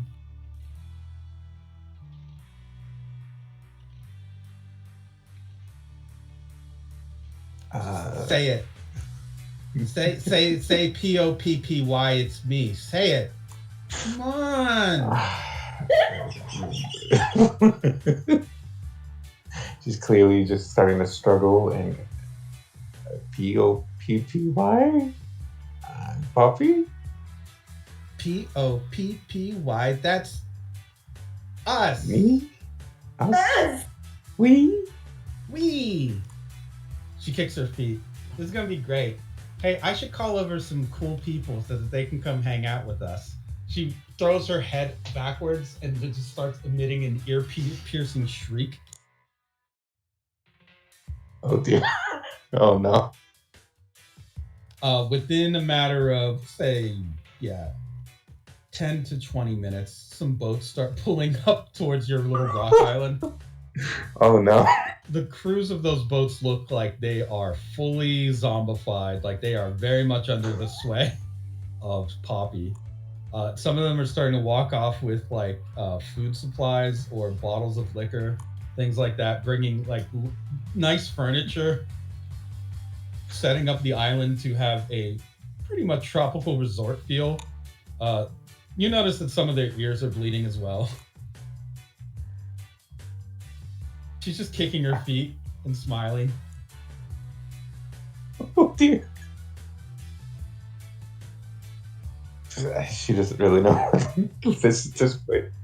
But she does kind of probably go, there was a second voice in there that got yelled at me earlier. Oh, is it like a tough burly voice? Yes. Yeah, there's a few of those. There's like a lot of them. But I'm like the best one. So I do the most talking and the most messing around. You have a lot to learn about what's happening to you. And unlike your friends, you don't have the sort of, buffer of being low molecular control. You're just technically faking it, So we've been through a lot. That's what I'll say. But you should probably be more aware that for us, there really isn't much of an afterlife. It's more like jokes out at the ocean. It's like a wave. We're all in it. It passes by over time, so it's not always in the same place. 1 hour it could be here on the map, the next hour it could be there. And the wave has different things that it carries in it, like debris, bones, that sort of thing. Rocks, sediment. So that's you, and technically me. We're just in the wave. The wave is on you right now, but it's also gonna crash really, really soon. Which is why I'm here, technically. I know that doesn't make much sense, but nothing really has to make sense to be true. That's just something we wanted to do. Make sense, I mean.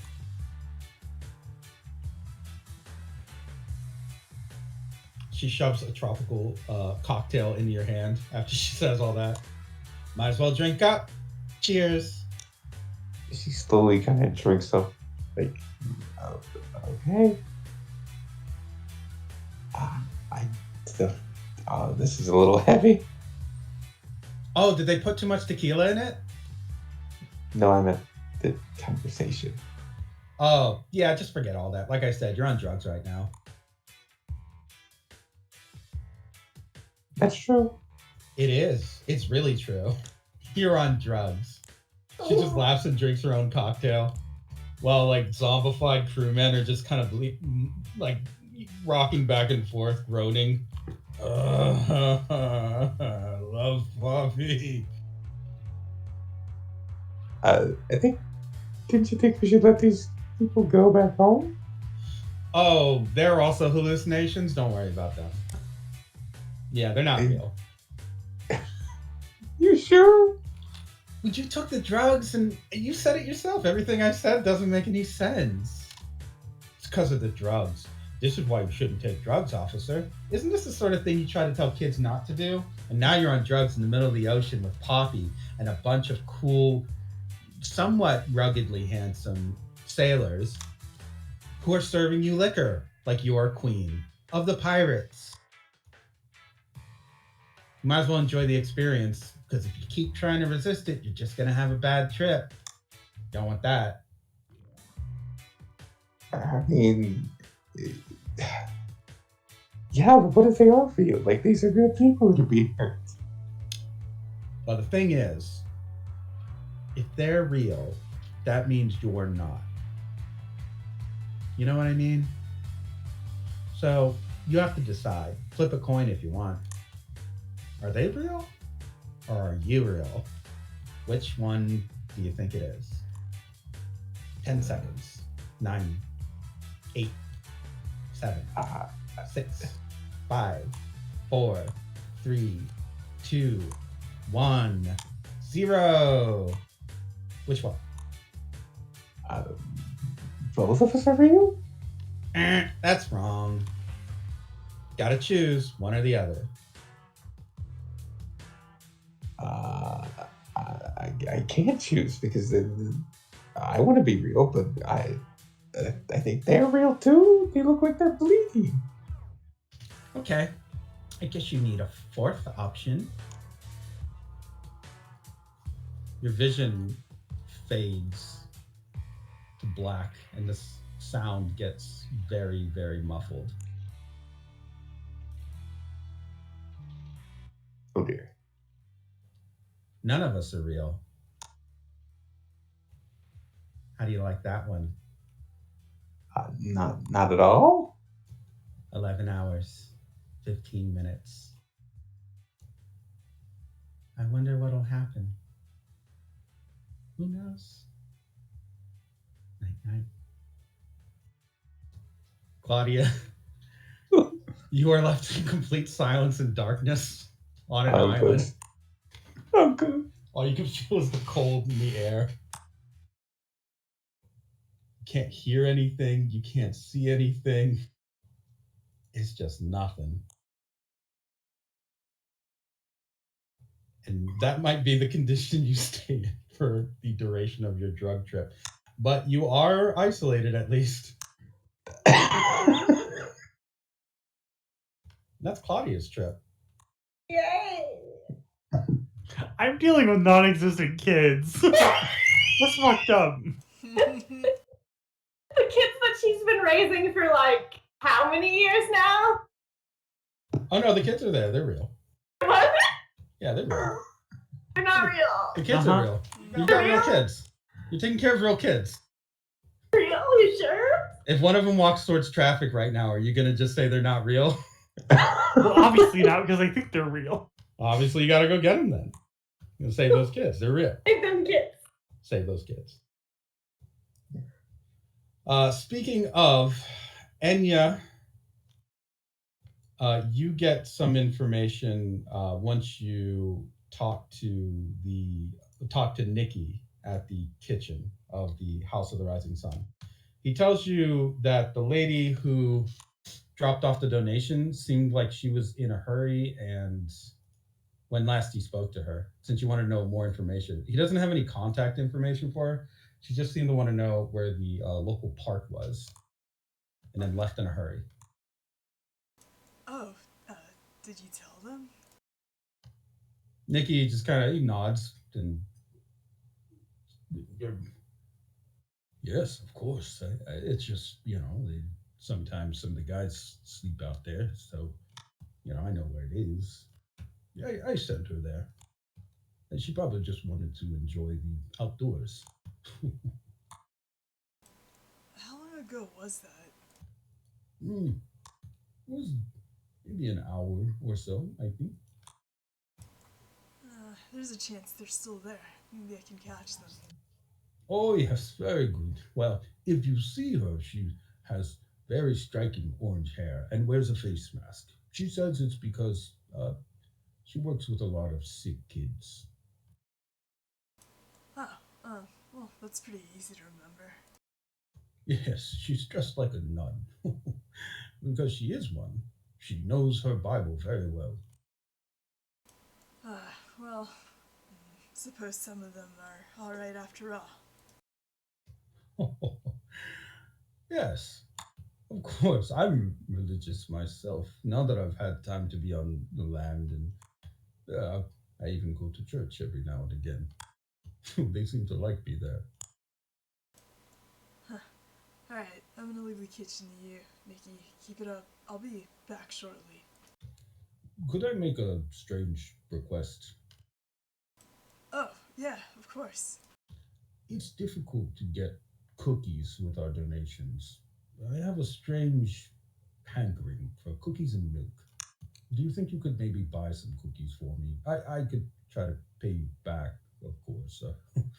Don't make a lot of money here as a cook, but sometimes on the side I do carve wooden toys and sell them. Oh, it's no trouble. Actually, now that I think about it, it wouldn't hurt to have some sweets to get spirits up around here, so Good. it's a good suggestion. Yeah, thanks. Okay.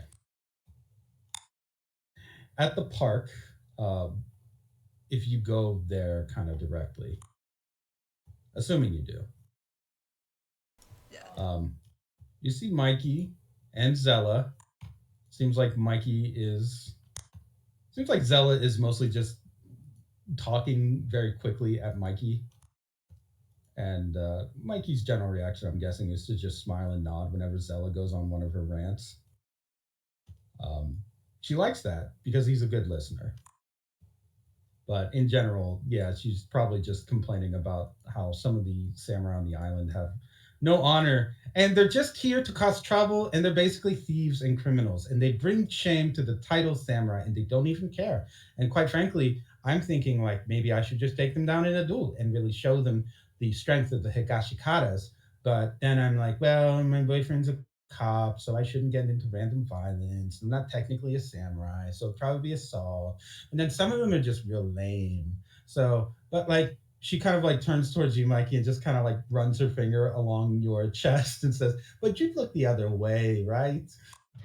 I I mean, we have our own samurai to deal with samurai stuff. I don't know samurai law. I wasn't there when my team went out to go see the samurai. I don't know what that's. I mean, I know the rules that are on like, you know, the internet and stuff, but you guys got a Um, whole thing. There's a whole culture. I feel. Do you, she looks around. I feel like somebody's watching me. What is that? Is But there someone I don't. here? She looks around again. Do I see Enya? Maybe not yet. Anya, you're kind of coming up from a distance. I was gonna say, isn't Enya like bigger than me, and or like maybe second in size only to Towner? I feel like I would. Yeah, yeah, yeah. Make out her Um, silhouette in the distance.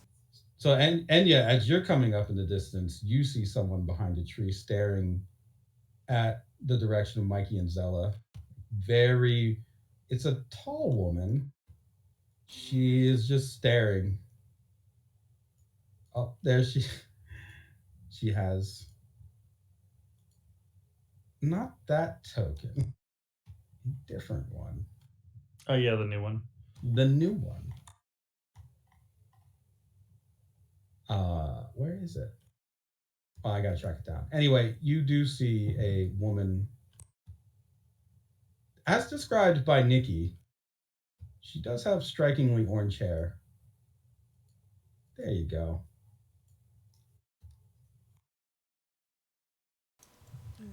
She's Have like, I?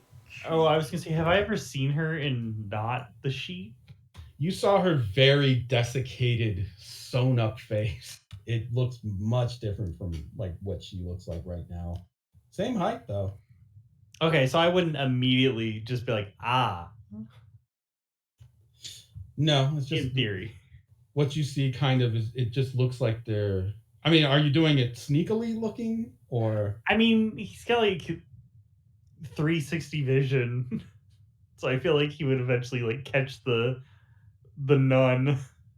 Mikey's always mentally playing a small game of who's the stand user. oh, all right, Mikey, And now suddenly I have 3 answers. go ahead and give me a gaze roll. Because you see her, but it depends on what you see when you see her. Oh, yeah, Mikey. How do I say this? You see. Let's see. What's a good?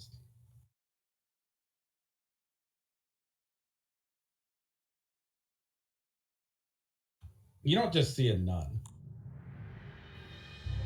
You see the wood slightly cracking beneath her grip. With these very, almost like claw hands. They're pretty long. They're slender. But you practically can feel the aura of hatred and anger emanating from behind that tree. And it's not just of a person, it feels like of a great hunger. A great predator is currently waiting, like a tiger.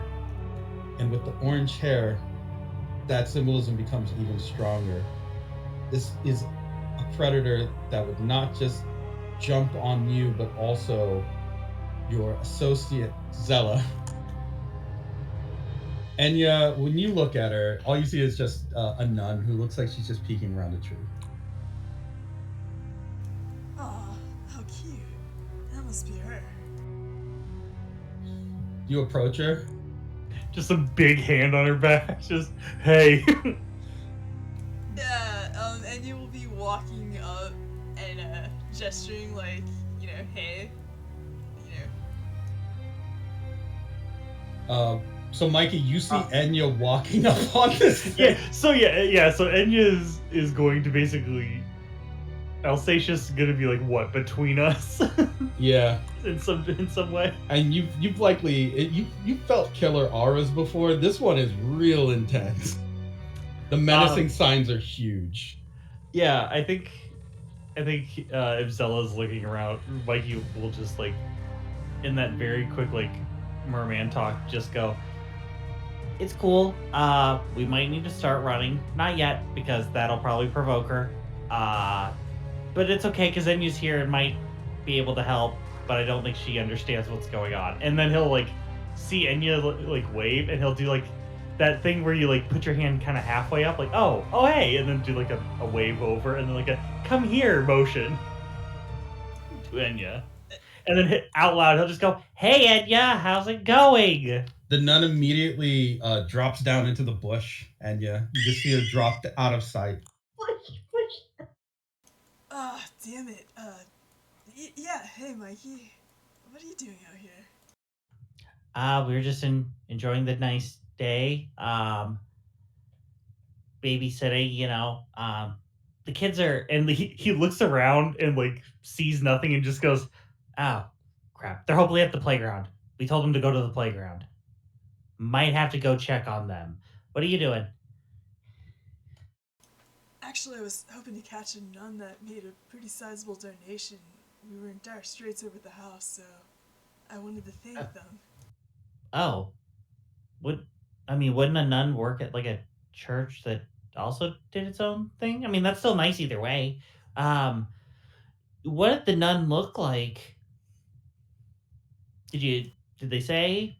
Did they maybe mention any sort of identifying features? I was told to look for a nun with orange hair. Okay, okay. So, okay. Yeah. That's fine. I thought I saw her actually.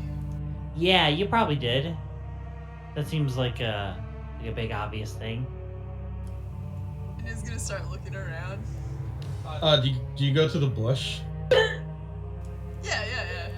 I think you feel a hand like stretch to grab you and just go, Well, I mean, why don't we go to the playground and see what the kids are up to? Maybe yeah, I mean the nun will be around. So it's a big, Stella Marie's kind of a big city, but I don't know how many nuns we have here. Probably not enough. Or maybe some of, nope. Sure. I haven't met Claudia's kids really, so yeah, I'm here. Why not? Okay. Mikey, give me another gaze roll.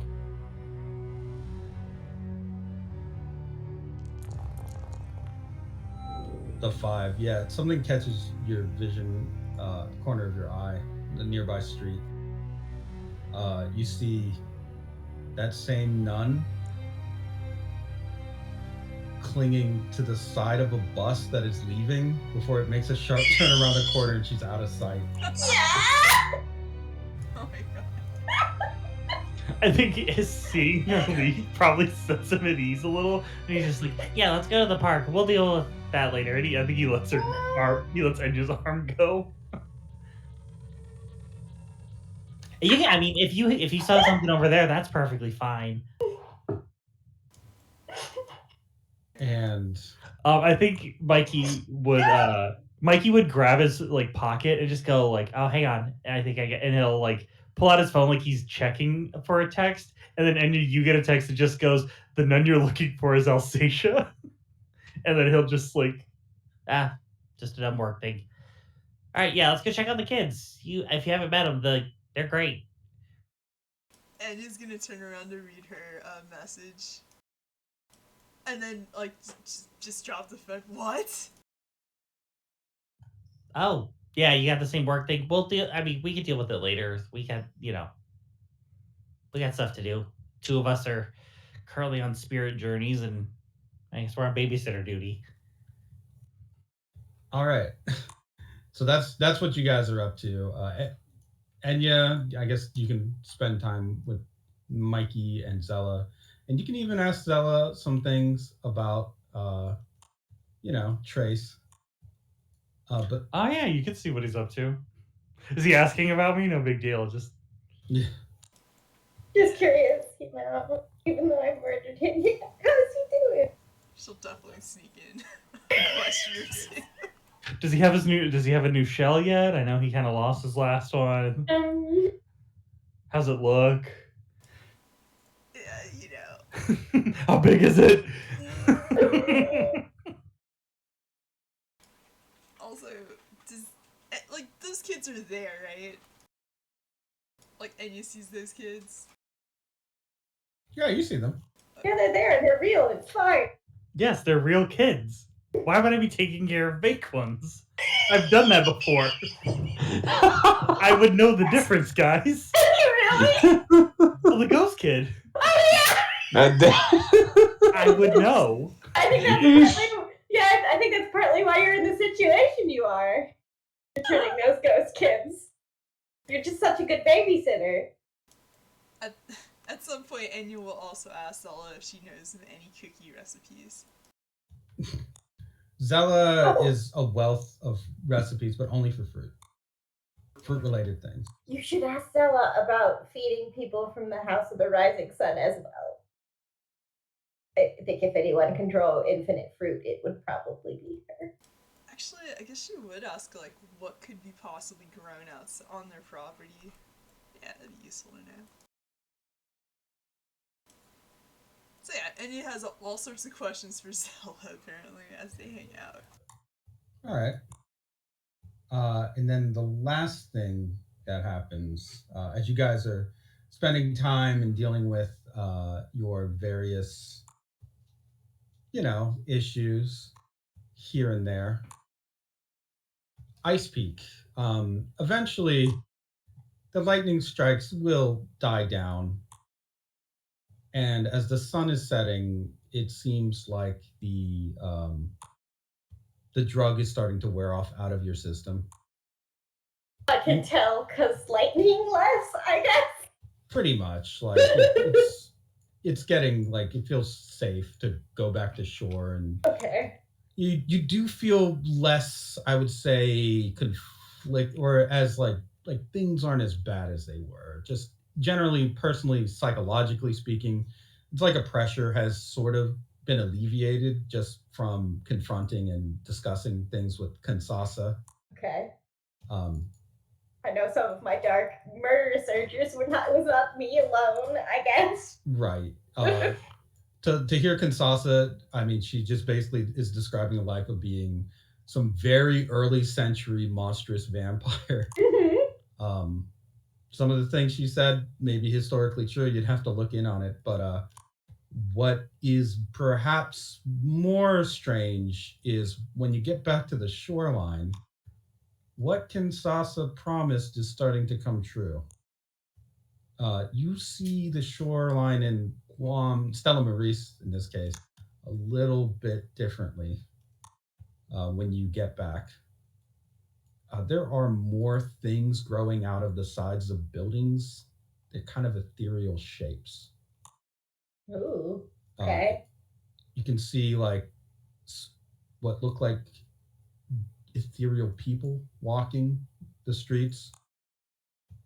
Some of them fade in and out of buildings. Others seem to be following just normal looking people around and trying to read over their shoulder or grab at whatever it is they're eating, only for their hand to slip through.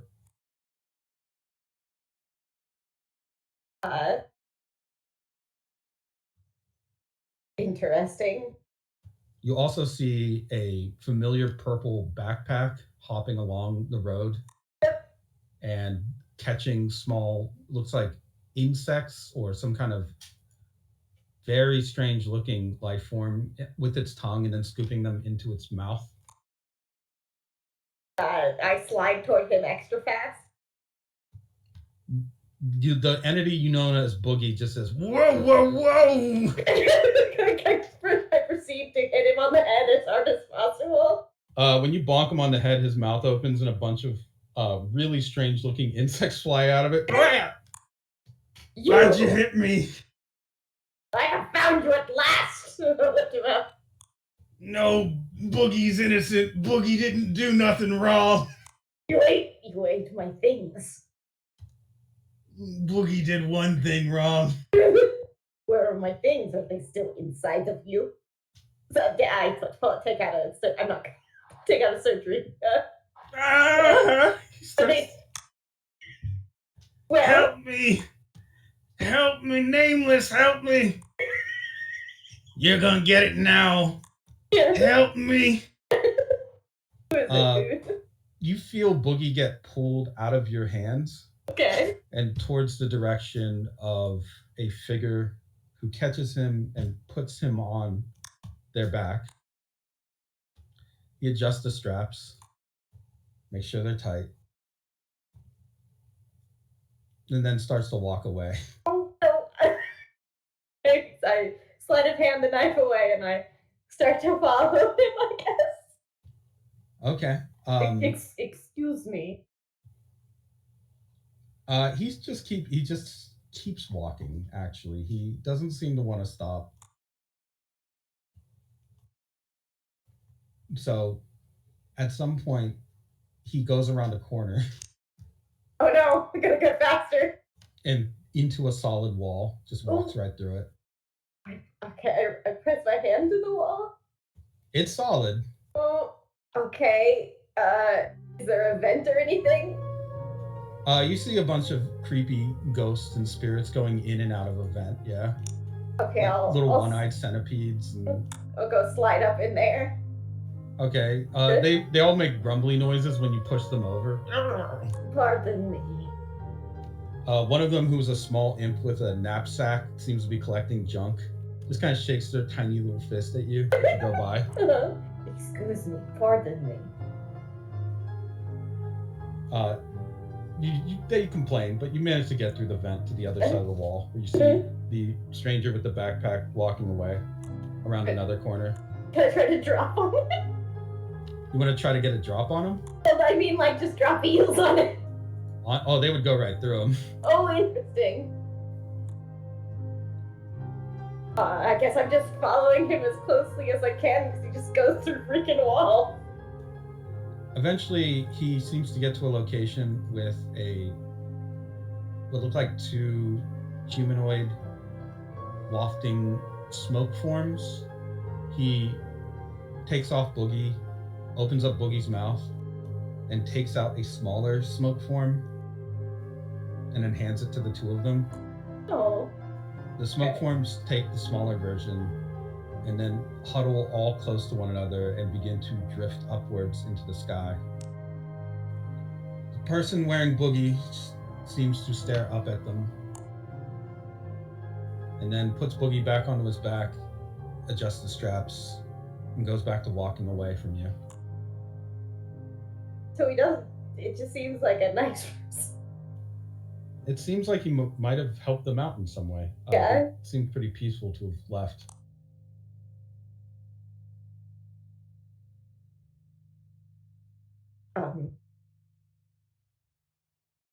As he's leaving, can I just say, "Can you help me?"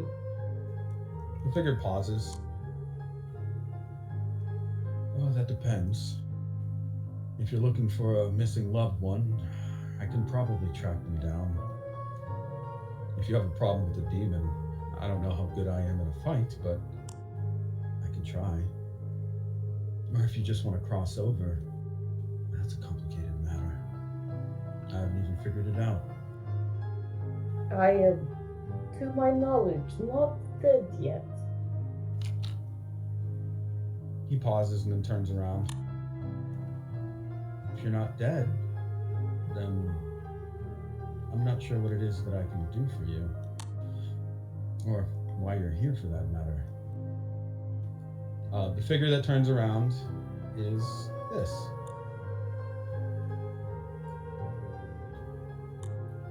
Ice Peak, this is very identifiably Cortland.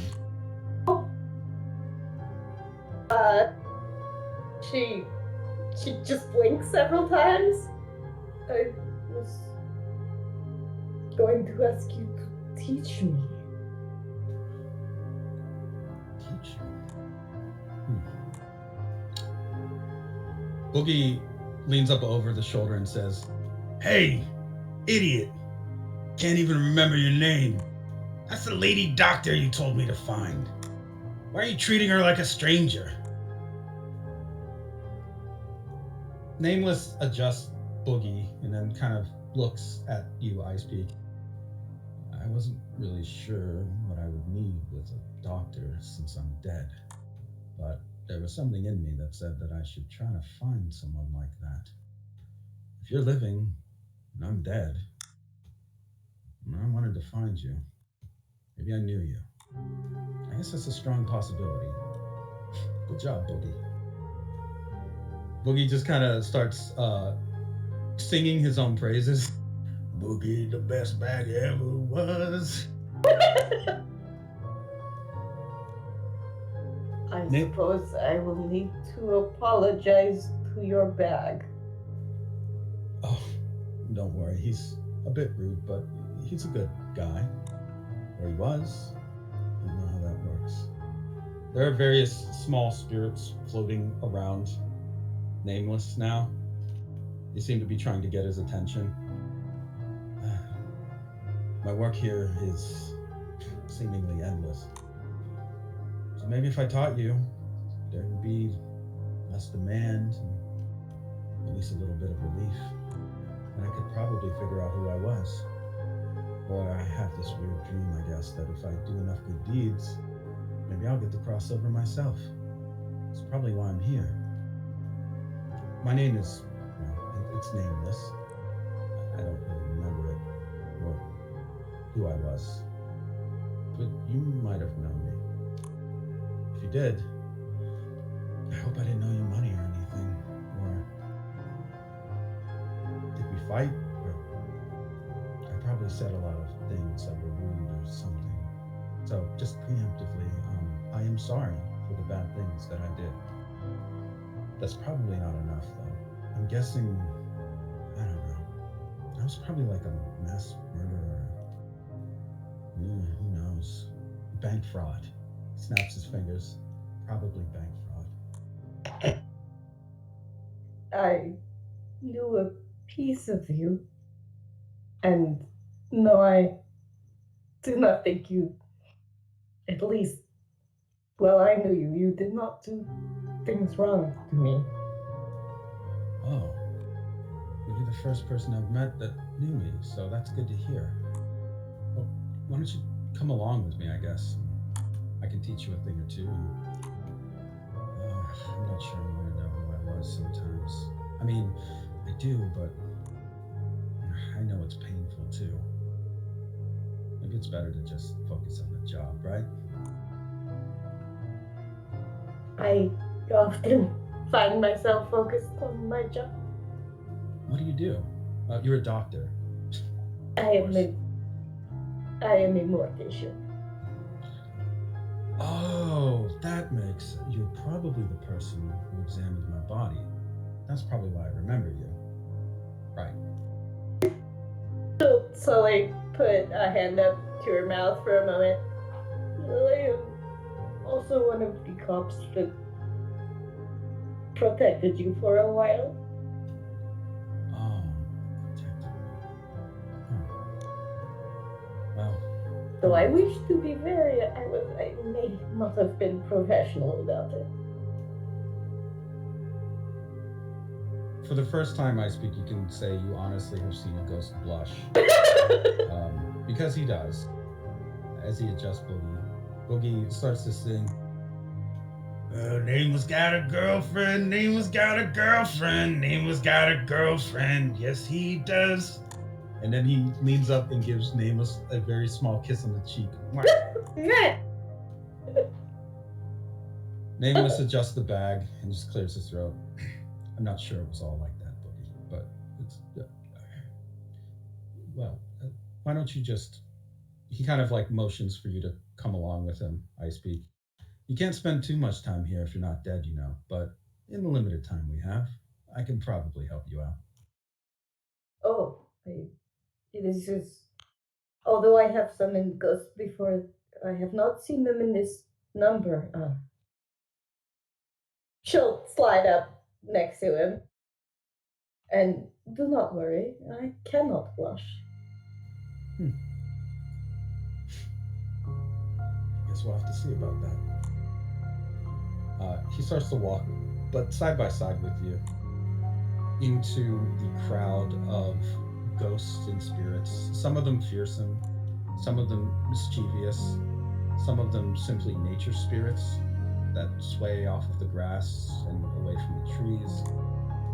At the very rooftops, there are families of ghosts that are sitting and kicking their feet, watching television through someone else's window. And even further in the distance, you see a very large ethereal giant that's just two legs and an eye, just striding along the skyline, looking around at things and just walking very slowly. And perhaps for the first time in Stella Maris, you see it from one angle that you couldn't have seen it from before. This angle of spirits and of the dead that still exist on the island. There are soldiers and there are workers, family members, homeless, all of them here, and seemingly equal in death.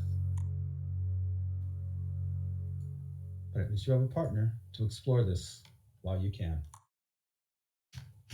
And that is where we will conclude tonight's session.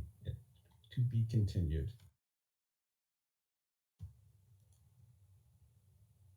with an angry Alsatia now identified, with the appearance of a new entity called Nameless, and with Claudia facing the possibility that maybe it is all just make believe. Raw.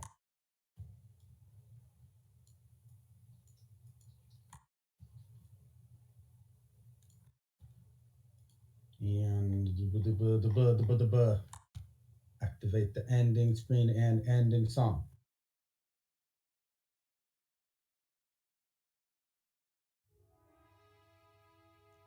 You can keep the good times, righteousness, the best part in So I hope that was a fine sort of set of twists and turns for some of you. Some of you are facing a little bit more psychological strain than others. Some of you are facing potential new threats. And yes, you can go to therapy.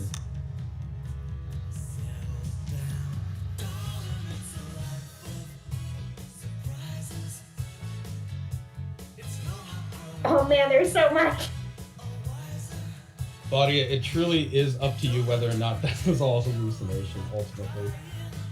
But if you listen to Poppy, then what she's saying is pretty off the wall.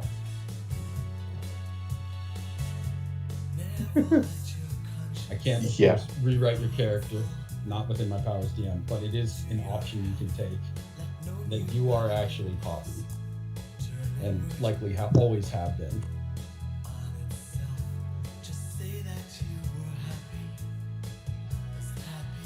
It's also easy to reject, as you can say, you've been around Poppy so much that she could have just rewritten your brain a little with her voice abilities, something she could very easily do. So I'll leave that up to you. Or interpretation, I should say. That includes the part about your kids being real or not real. Like, they could very well actually be real. So whatever you feel. Therapy's fun. This is one therapy session. Don't forget. I gotta go sign up for more therapy now because my last therapy session. He just walks in. I need more therapy, actually. My therapist gave me hallucinogenics and made me go Tyler Durden. Help.